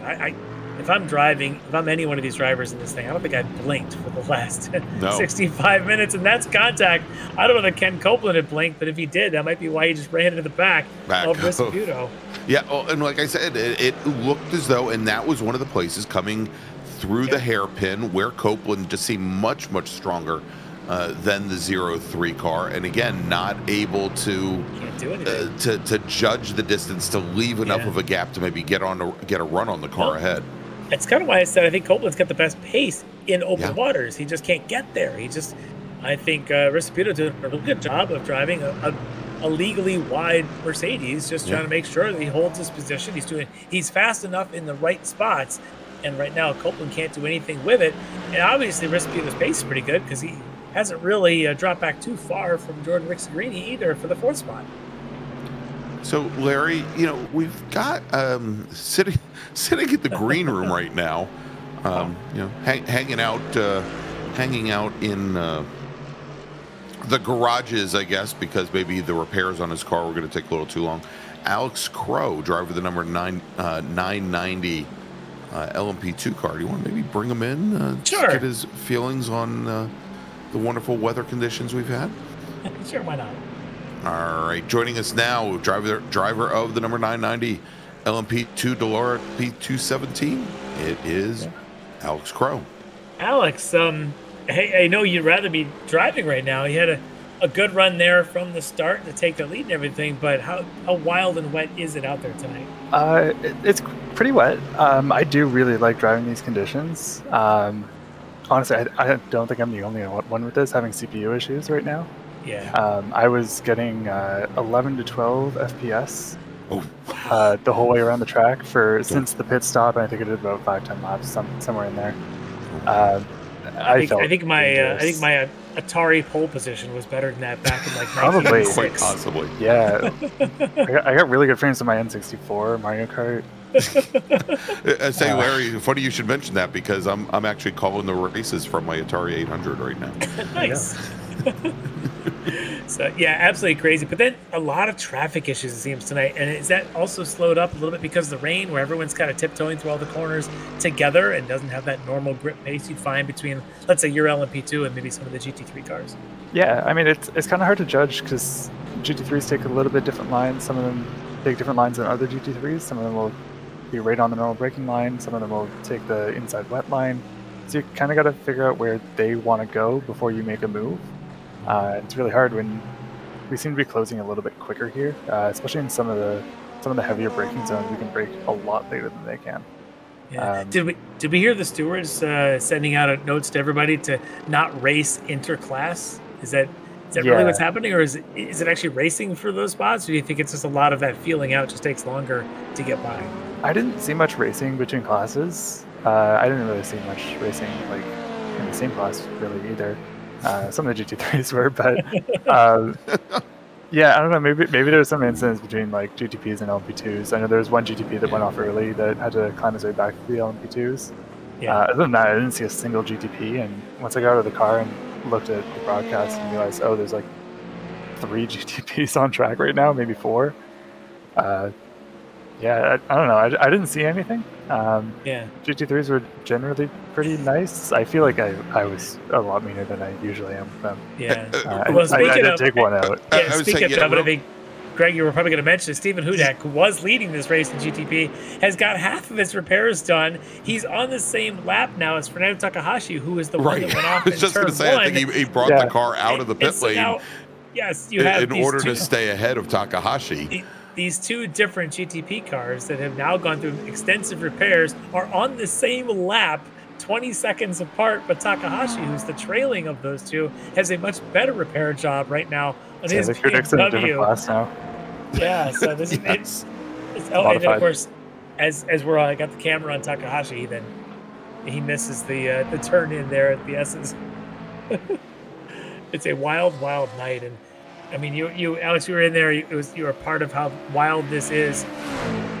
What are the chances that we still have half the cars running without having to go through repairs at the end of this 90 minutes? I mean, we're getting there. There's only about 20 minutes left now. The LMP2 field, I think there was only one that dropped out before me. I don't know if any others have yet.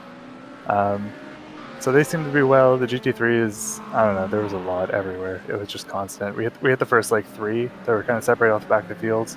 Right. Got through the rest of them, and then we're immediately back in the back of them. They were kind of intermixed, getting lapped by their own class already. So it's kind of just an endless stream of those.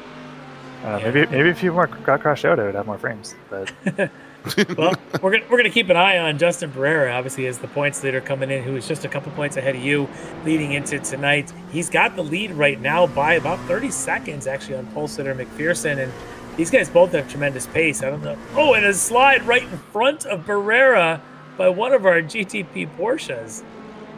Barrera managed to survive. I don't know how. I don't know how he managed to get alongside there. All right, Larry, hearing that Bobby Babaletskos being given a drive-through penalty for an incident with another car. Currently running 5th in GTP. Or LMP2. Oh yes, LMP2. Sorry. He is my teammate. That's I right. didn't see it. I'm not going to comment on it. Have you considered we won't talking force to you to comment computer on builder? it, just in case. Yeah, let's take a look. Oh, yeah, that would do it. He may have got, that wasn't Gidry, was it? Neil Weston. Neil Weston, the other HDPK BMW in the field, who was running in he was in the top 2 or 3 there in GT3M. Now finds himself back at 5th. Yeah, so Alex, one of those nights, I guess, you have a really good run. The pace was obviously there, and sometimes luck just doesn't play in. But as you look towards the rest of the season, are there certain tracks that sort of play into your strengths that you're looking forward to getting to? Gonna be honest, I don't know what the next race is. I should pull that up. I just show up and race. Let us help you. It's Algarve. It's Port. I like Algarve. I think it's a good track for me. I'm comfortable there. I've done a fair bit of racing, and it's still on the newer side of tracks. Yeah. Mexico, I'm really excited for that one now that I'm looking at the schedule. Yeah, I think by that's the way, supposed to be Mexico is supposed event. to be also another wet race. Oh, wonderful. I cannot wait to have 4 frames at that one. Well, you've got 4 weeks to upgrade your computer, so at least there's time. Yeah, you might want to talk to Bobby and see who built his computer. Yeah, kind of discounts you can get me. Yeah, even the rest of the schedule for me looks pretty good. Imola is a great track for me. Nürburgring GP, also a great track for me. Spa, everyone's good at Spa. Everyone's going to say they like Spa. They're right. Spa is a great track. It really is. And in real life, it would rain like this. Yeah, it would. I don't think we're bringing rain out of that one. 2 rain events out of 8 is probably enough for this series. I think so, too. All right. Well, we'll let you go, but really appreciate you jumping in here, joining us, and live here. I wish this was post-race, not during the race that we get to talk to you, but maybe next time in 2 weeks. Maybe next time. See you guys then. Thanks, Alex. All right, everybody. That was Alex Crow for Majors Esports and one of our LMP2 racers here. All right, let's go on board now with Aaron Beaver. We're not on board, but there is Aaron Beaver.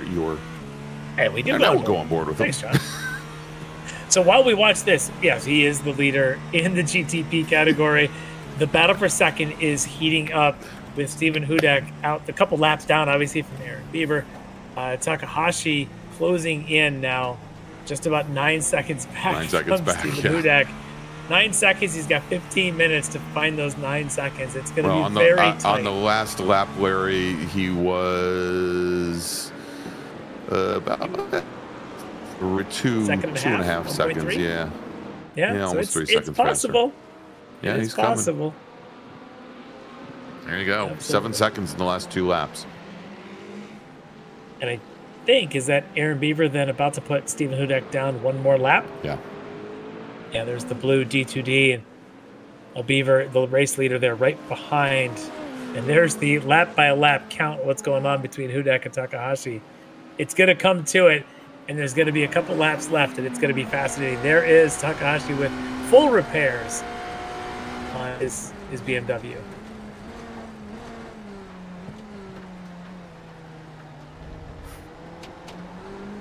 Fernando had a few minutes to think about it after that opening lap incident while they did his initial set of repairs, and whatever he did to bring himself up to speed once he got back in, it seems to have worked. He's had a pretty impressive run since he's faster than Aaron Beaver. He's actually the fastest car on the track right now. Yeah.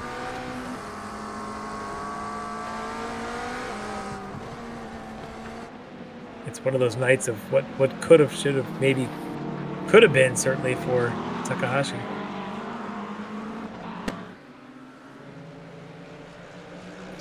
All right, Larry, let's jump back to this battle for third in GT3 Pro because Jordan Ricmotech and Ken Copeland and Nick Rasputo have gone and hauled in Leo Dragota.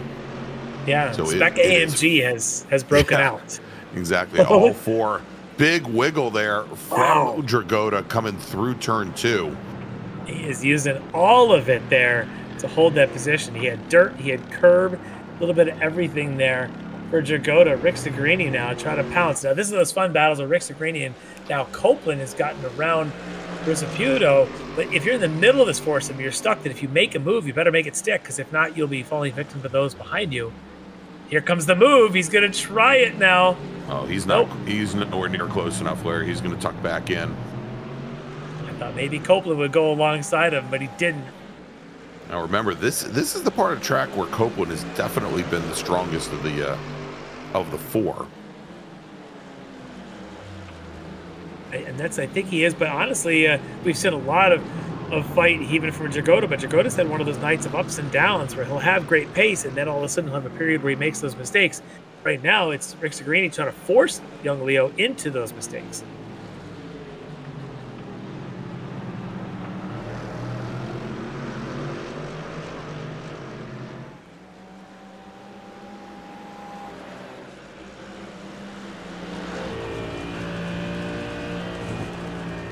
And it's interesting to see, Larry, here as this night has gone on and as we now have just a little bit over 10 minutes remaining in tonight's race, that you can see in portions of this track where the drivers' confidence levels have gone up tremendously from early on.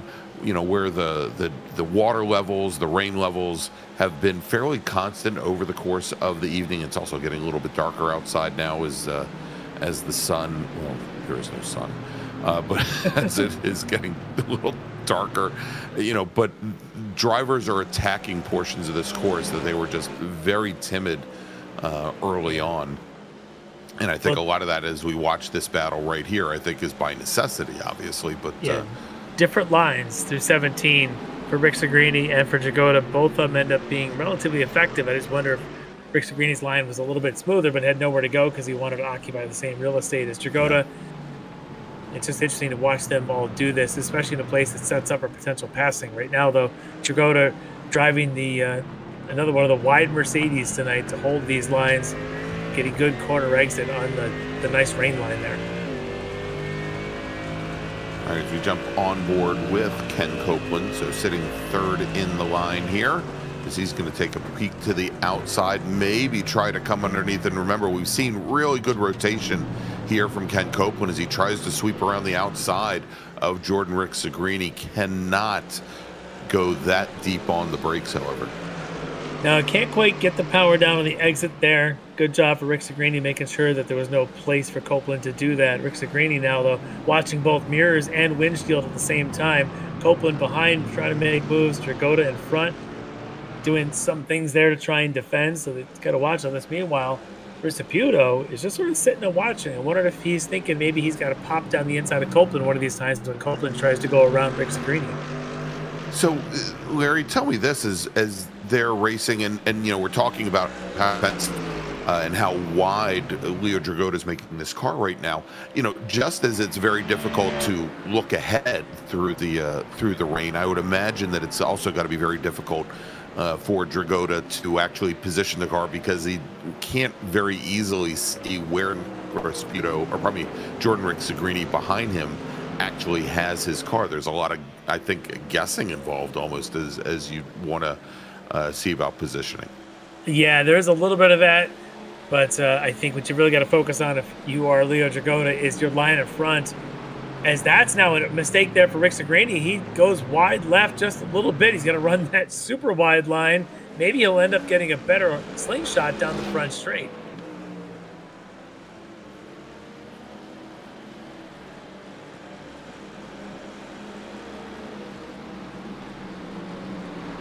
Down the inside, Justin Barrera, the leader in LMP2, mixing it up, trying to get through this crowd as quickly as he can. He's not going to be able to clear all four before we get down here to turns 3 and 4.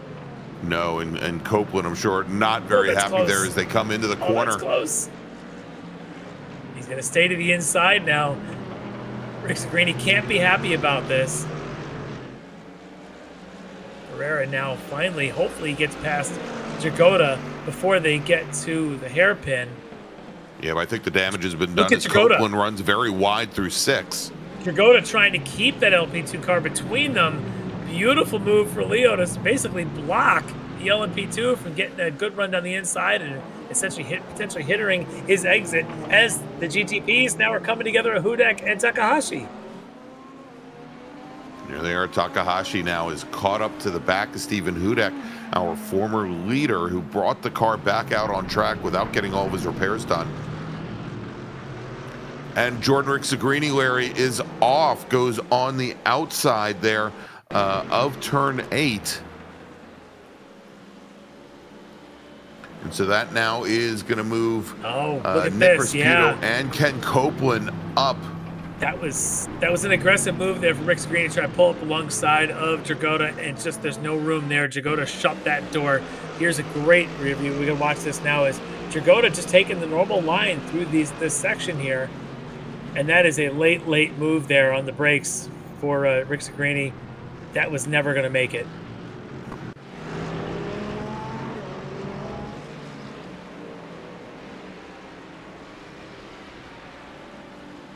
All right, and there we go. The pass has been made, Larry, as Fernando Takahashi now moves up into second in GTP, getting around Stephen Hudek. Oh, wow, and that was how he did it. Yeah, he had gotten a little bit late getting on the brakes going into those S's and ended up sideswiping Hudek. Is there more damage now on the car? Is this now back to being a fair fight between two damaged cars? Might be. Oh, my gosh. Oh, we're going to go on board with Fernando. Yeah, let's take a look at this. I'd love to see what his eyes look like right about this point here. Right about when he sees now. The brake lights come on. Oof. Hudek was actually able to see there was traffic in front, and that's probably what happened. Hudek was slowing a little bit earlier. Takahashi just saw brake lights in the mist and didn't know what to do. Oh, no! Uh-oh. Michael Brooks, who is our leader in GT3 Pro, he's off and he's in the dirt. That's going to move Ethan Bass in the Drop Bear Racing 219 Ford up to the lead. Oh, he had a nearly perfect night. And he gets taken out by another car that's sliding in front of him. Which of the Porsche GTPs was that?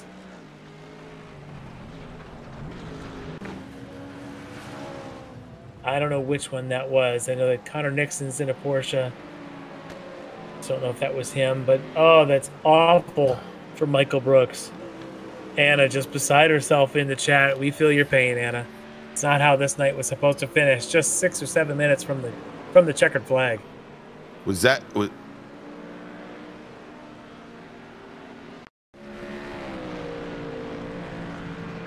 All right, and so Larry, Takahashi has just been given a 3-lap stop and hold penalty.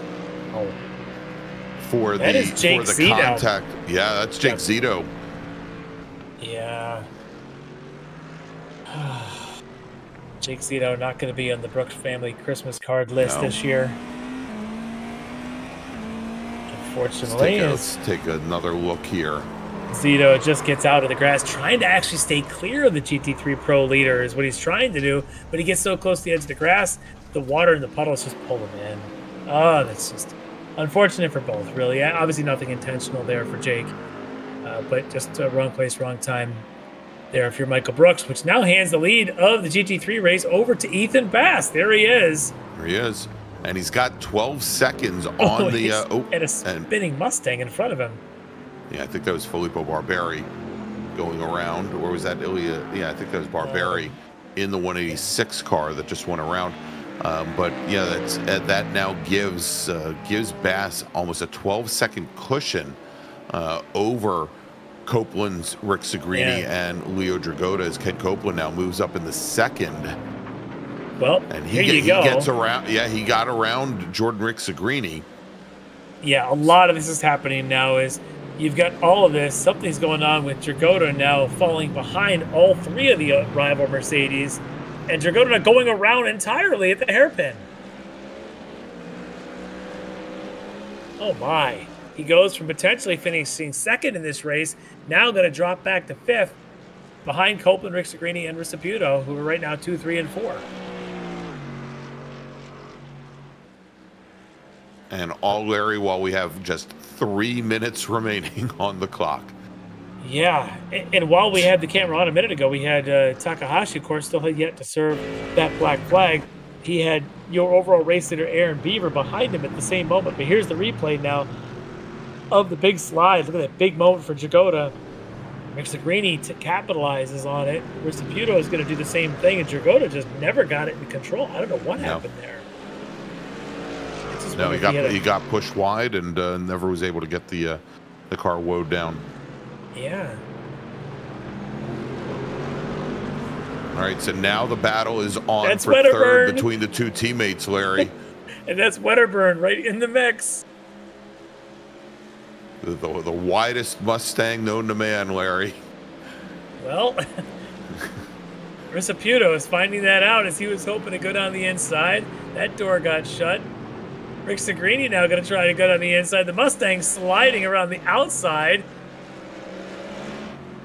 And now look at Ricciputo to go to the outside to follow the Mustang. Are we going to go 3 wide? Again, Wedderburn is a lap or 2 down. The 2 Mercedes.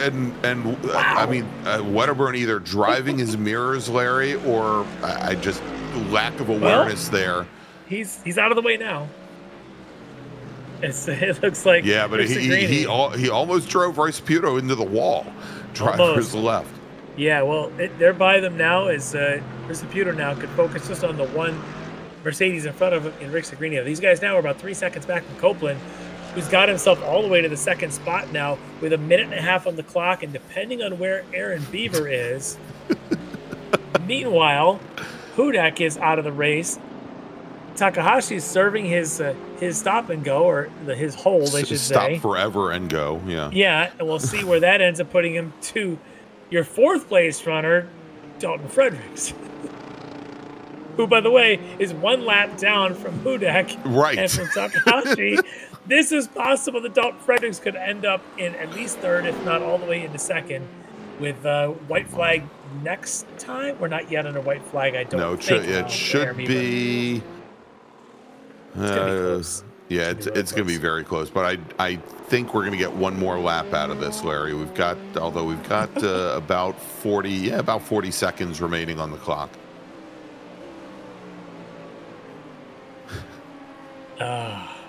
So it should be maybe one more lap around for Aaron Beaver and the rest of the crowd here tonight. As if 90 minutes wasn't enough, let's make it 91.5 minutes. Yep, he's going to get white flag now. There it is, white flag in the air. Meanwhile, in the chat, I think Anna is looking for some wrong stuff justice. Yeah. I feel your pain, Anna. That was a tough way to go out for Michael tonight. He definitely deserved better than what he got, but sometimes that's racing.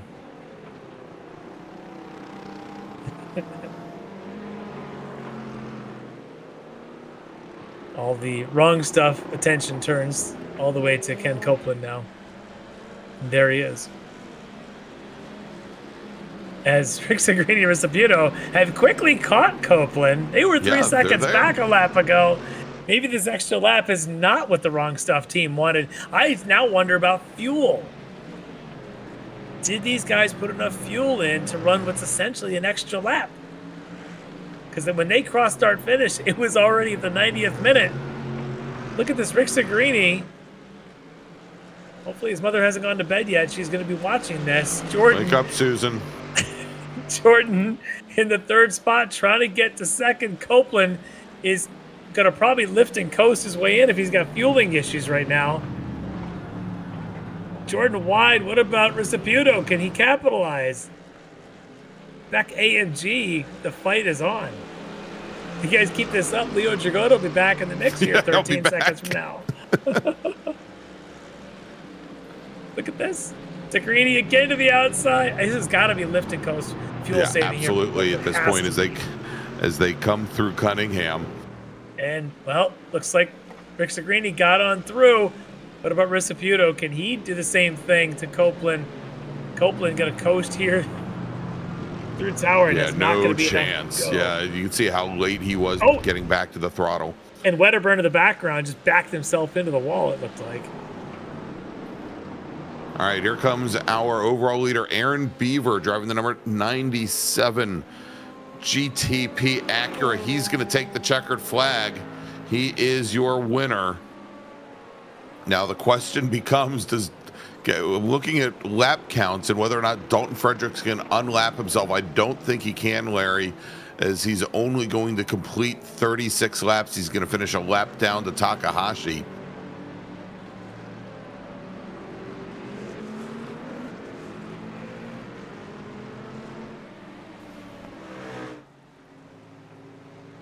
Yeah, he's not going to quite be able to make that up. So Takahashi's going to end up on the podium second in the pits, serving a black flag.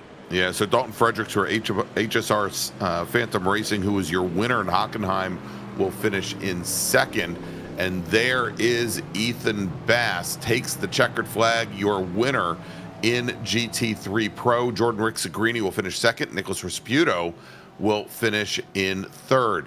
In GT3 AM, Chester Guidry, I think we can call him your winner at this point as he's working his last lap.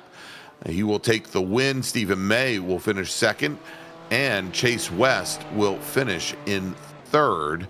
And then finally in LMP2, it is Justin Barrera, your winner in the class. He's going to finish second overall. That's, assuming, seeing that everybody behind him has already taken the checkered flag, he's going to be your winner. Kevin McPherson will finish second. Jordan Griffin will round out your podium in LMP2. What a crazy, crazy race. Oh, my.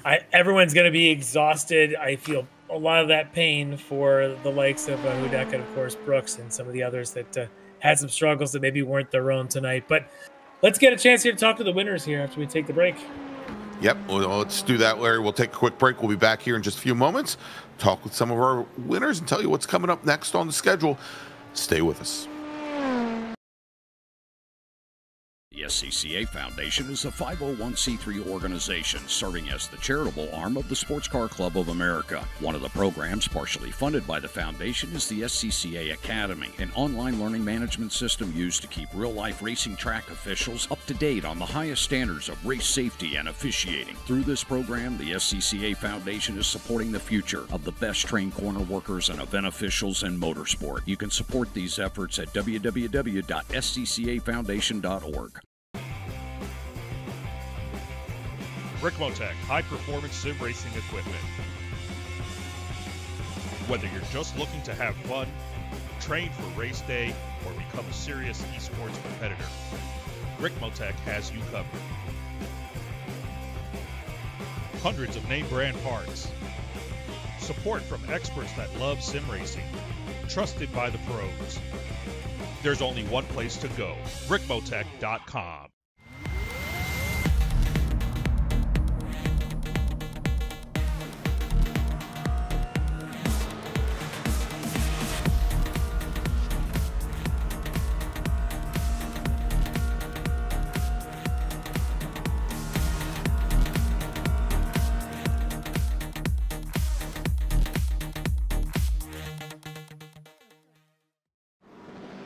The search is over.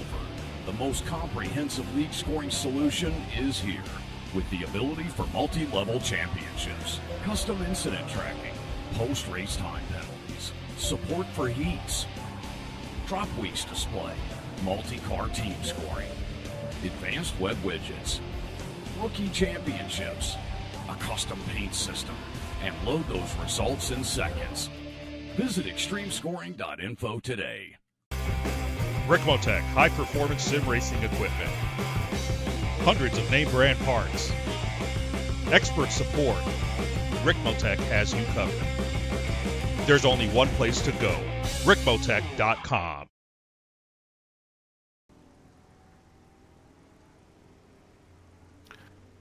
Welcome back to Sebring International Raceway, where you've just seen round number 3, Extreme Motorsports Ricmotech World Challenge. Let's take a look at that finishing order. Taking the win for D2D Sim Racing in the GTP class, it's Aaron Beaver in his Acura ARX 06, finishing second, and we'll still have to get some information on this one. We're currently showing Fernando Takahashi as finishing second in his BMW, with Dalton Fredericks finishing third in his Porsche. Now over into LMP2, where Justin Barrera takes the win for Metamorphosis. SRT Esports Kevin McPherson will finish second, and Jordan Griffin's Purple Sector Motorsports Stellara comes home in third. Over in the GT3 classes, taking the win, well, let's start off with GT3 Pro. Ethan Bass from Orbit Drop Bear Motorsports with the win. Jordan Rick Segrini and Nick Rasputo. Nick Rasputo, I just noticed it was Segrini Soldiers. I guess Jordan Rick Segrini is, if he's not the Soldiers, he's the General. Jordan Rick Segrini finishes second, and then Nick Rasputo will finish in third. Over in GT3, Am Chester Guidry from HTPK takes the win, with Stephen May coming in second for May Force Racing. Chase West from Lead Paw Racing not able to follow up his win 2 weeks ago at the Hockenheim Ring. He'll finish in third. All right, let's take a look, Larry, at who we've got sitting in the chat right now, or in the green room. Let's start off with our GTP winner racing for D2D Sim Racing. It's Aaron Beaver. All right, joining here is your overall race winner from D2D, Aaron Beaver. And Aaron, congrats. One heck of a race tonight. This whole place was just nuts. Tell me about it from your side. How did that whole thing go down for you in trying to keep it on the track for 90 minutes? You know how it is. The fastest car doesn't always win. That was very true today. But I basically, I just tried to drive within myself and what I knew I could do, and not push any harder. Let people go. Tried to be as kind as I could with the GT3s and LMP2s when I caught them. But overall, I just tried to stay within myself and not push, so that I could keep the car on the track. And it paid off tonight for sure. Yeah, and it seemed you even had a good view, maybe good or bad view of some of the incidents around the track tonight. Walk me through some of those when you're leading and you just need to get through these 90 minutes, and then you start seeing these battles and these potential wrecks in front of you. What's going through your mind to try and keep it on the track without losing it? Yeah, I wasn't exactly sure how far I was ahead because I didn't have anything to tell me immediately, so I wasn't sure. So I just tried to keep doing what I'd been doing, not change, not try to save fuel, or drive easier. I just tried to, as best I could, I tried to stay doing the same thing. And, let other people have their accidents or push and, get involved in stuff. And I remember there was one time in the hairpin that a GT3 spun and I just had to stop, but just stopped, waited for them to move and then went on. Just tried to stay calm, really. Yeah, unbelievable race tonight. Just all kinds of chaos up and down it seemed, but you managed to keep your cool and bring this thing home for D2D. Great job there tonight. So congrats on that. But I'm sure you've got some friends, family, teammates, and others you want to give a thanks and shout out to. Yeah, I want to thank D2D and thank Bobby for painting this car for me because I switched classes, so he had to paint this for me last week. And also got to thank Bobby for telling me to change tires because I was kind of on the fence about doing it. And I'm glad I did. Were you going to go out on the dries? No, I was going to stay on the old wets, but I'm glad I didn't. That first lap was very scary on them after the pit stop. Even went off track and into the grass, but after that it was fine. But I'm glad I did because it just helped that last, that last half of the race. It really helped. So, so I want to thank all them and all my teammates.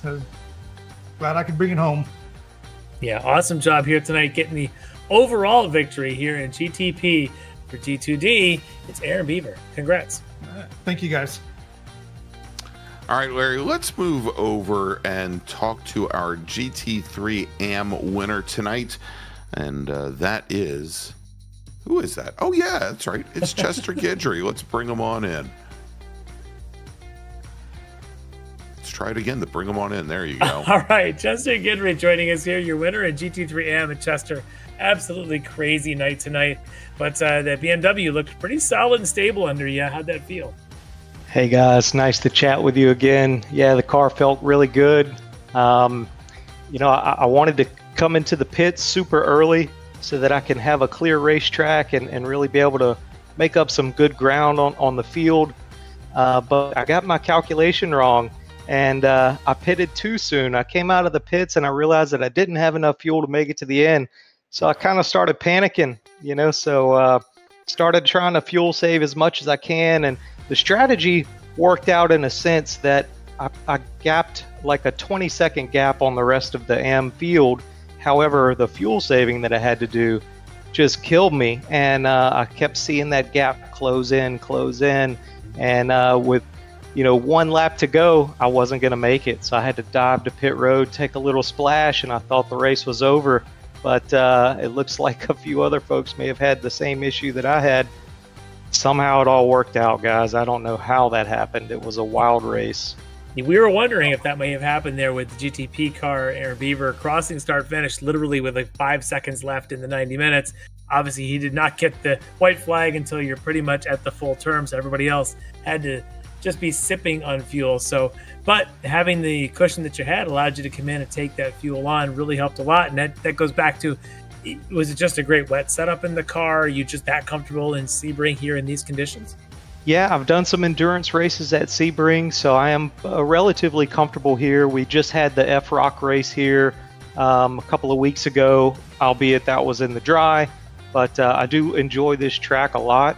And what I found, guys, was that while I was fuel saving, I actually was able to run kind of the same pace as when I was not fuel saving, which tells me I'm overdriving the car. So I think I learned a lot tonight. I'll take that into my next wet race, and hopefully I can find some more speed in the future. Yeah, great job tonight managing the race start to finish, even managing fuel loads as best you can to be able to come away with that victory. But I know you've got some friends, family, teammates, and others you probably want to give a mention to?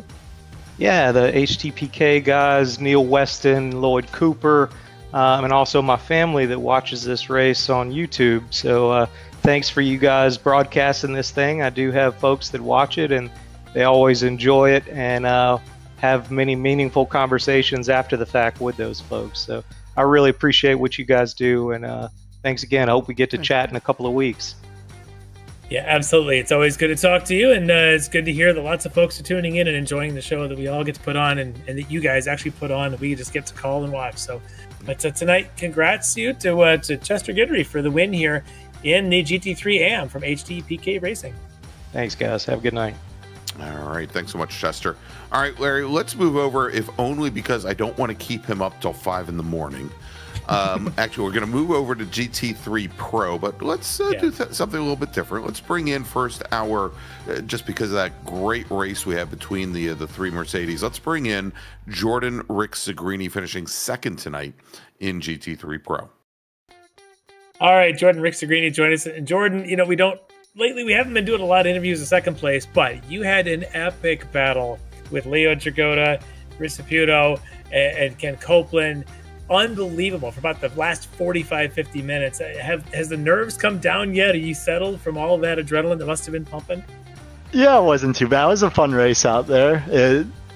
I mean, I don't know what the pit strategy was, but it seemed like my car stayed pretty well and was just able to have a few offs actually under the braking zone. I felt like I was getting brake checked a couple times and went straight off, and that was more nerve-wracking than anything else about it. And then finally was able to capitalize on a few mistakes and make the move to get around. It was definitely a fun last 30 minutes or so, I'll tell you that. Yeah, and on the last lap or two, at some point you probably had to recognize Copeland was probably low on fuel, the way he was using the lifting coast going in. How difficult is that to go around someone obviously as skilled as Copeland, but you know his condition, to try to find a way around the long side on these corners here at Sebring? Yeah, it's definitely hard to pass under braking in the rain with where that rubber line is, and you just skid around the outside. And the first time it kind of caught me off guard, and I had to go left and nearly missed the corner. But once I realized what he was doing, that's when I was able to kind of stick the move around 10, and then I had the good drive off the corner and was able to set sail after that. Yeah, it was so much fun to watch. And when you watch this one back, you see the intensity for almost the entire race between you guys and your packs of AMGs. It was really cool to watch, but glad it was fun, and congrats there for coming home into that second spot. Good job. Thank you. I appreciate it. All right, everybody, there you go. That was Jordan Rick Segrini. And with that, let's bring in our winner in GT3 Pro, driving for Orbit Drop Bear Motorsports. It's Ethan Bass. All right, Ethan, sorry for keeping you up too late tonight, but hopefully you're enjoying another victory here that you've earned here at Sebring. Unbelievable race tonight. Lots of ups, lots of downs. Some chaos happened out in front of you, but you managed to keep it together. Tell me a little bit about trying to manage this race and watching the leaderboard rise and rise as the race goes on, even though you didn't feel like you were winning it at any one point.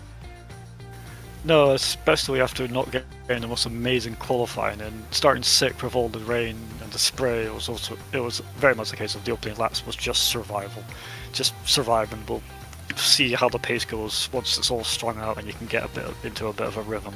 That was very surprising. So many surprising events tonight. Yeah, we would see out in front of you. Obviously, we know that issues happen to Michael Brooks. Leo Dragotta would be in front of you, then he'd be behind you. He'd work his way around you. Are you just at that point, are you actually trying to fight them for that position, or are you still in the self-preservation, let's make it the 90 minutes and see where we finish sort of mentality? But until we got out of the pit lane, I wasn't really in the super fighting mood. I'd go as fast as the car would go and keep it out of the biggest puddles and keep it just pointing straight. That's all I really wanted to do until we got to the pit stop. Yeah, it's unbelievable racing the way this thing went tonight, and honestly, just keeping this thing on the track and surviving is as big of an accomplishment as any here tonight in these kind of conditions. So great job tonight, but I want to give you the chance if you want to give a mention to any of your team and family maybe watching. Well, the Orbit Drop Bear Motorsport guys are absolute legends. They were very much on the pit wall, basically deciding, we were having a discussion what to do with the tyres, and what we decided on was very much the better option at the end of the day. So thankfully that got us the win and got us in the best possible position for this car. And all these partners make it just even sweeter, from Hybrid Tune, Hybrid Racing Simulations, Demon Tweaks, and the likes of Flight Claw or Cancer and I liveries for this amazing paint, and Revolution race gear for amazing gloves. All right, well, a great run here tonight. It sounds like a true team effort there to take the win in GT3 Pro for Orbit Drop Bear Motorsports and Ethan Bass. Congrats. Thank you, lads. Ricmotech was good fun on a Monday night. Or Tuesday morning. Whichever takes your fancy. All right, thanks so much, Ethan, and congratulations on the win. And Larry, let's now move over to our LMP2 race winner for Metamorphosis. It is Justin Barrera. All right, Justin Barrera joining us here, your winner in LMP2. And Justin, an absolute chaotic night. We've talked to a couple of the drivers. I'd love to hear what your take is on that chaos and trying to survive out there. Just stay alive. No, I have a former experience. Dean and me, we actually won the first actual iRacing Rain Sebring event, Top Split, when it came out. So I have former experience, and I definitely wanted to win this one, but I got out late to qualifying and noticed the wetness of the track increase compared to if I had gone out just slightly earlier, so I couldn't put a fast enough time in.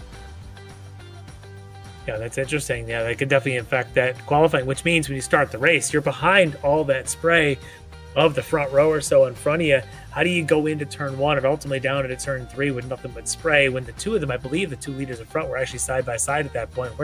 How do you manage that and just make sure you come out the other side?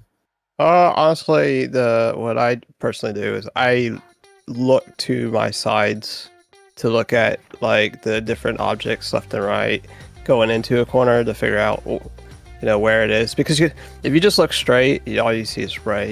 You're not gonna know where to go, so you have to use more peripheral vision to see stuff and gauge when to turn in or when to slow down or when to lift. That's what I personally do. I think that's the best way to deal with it.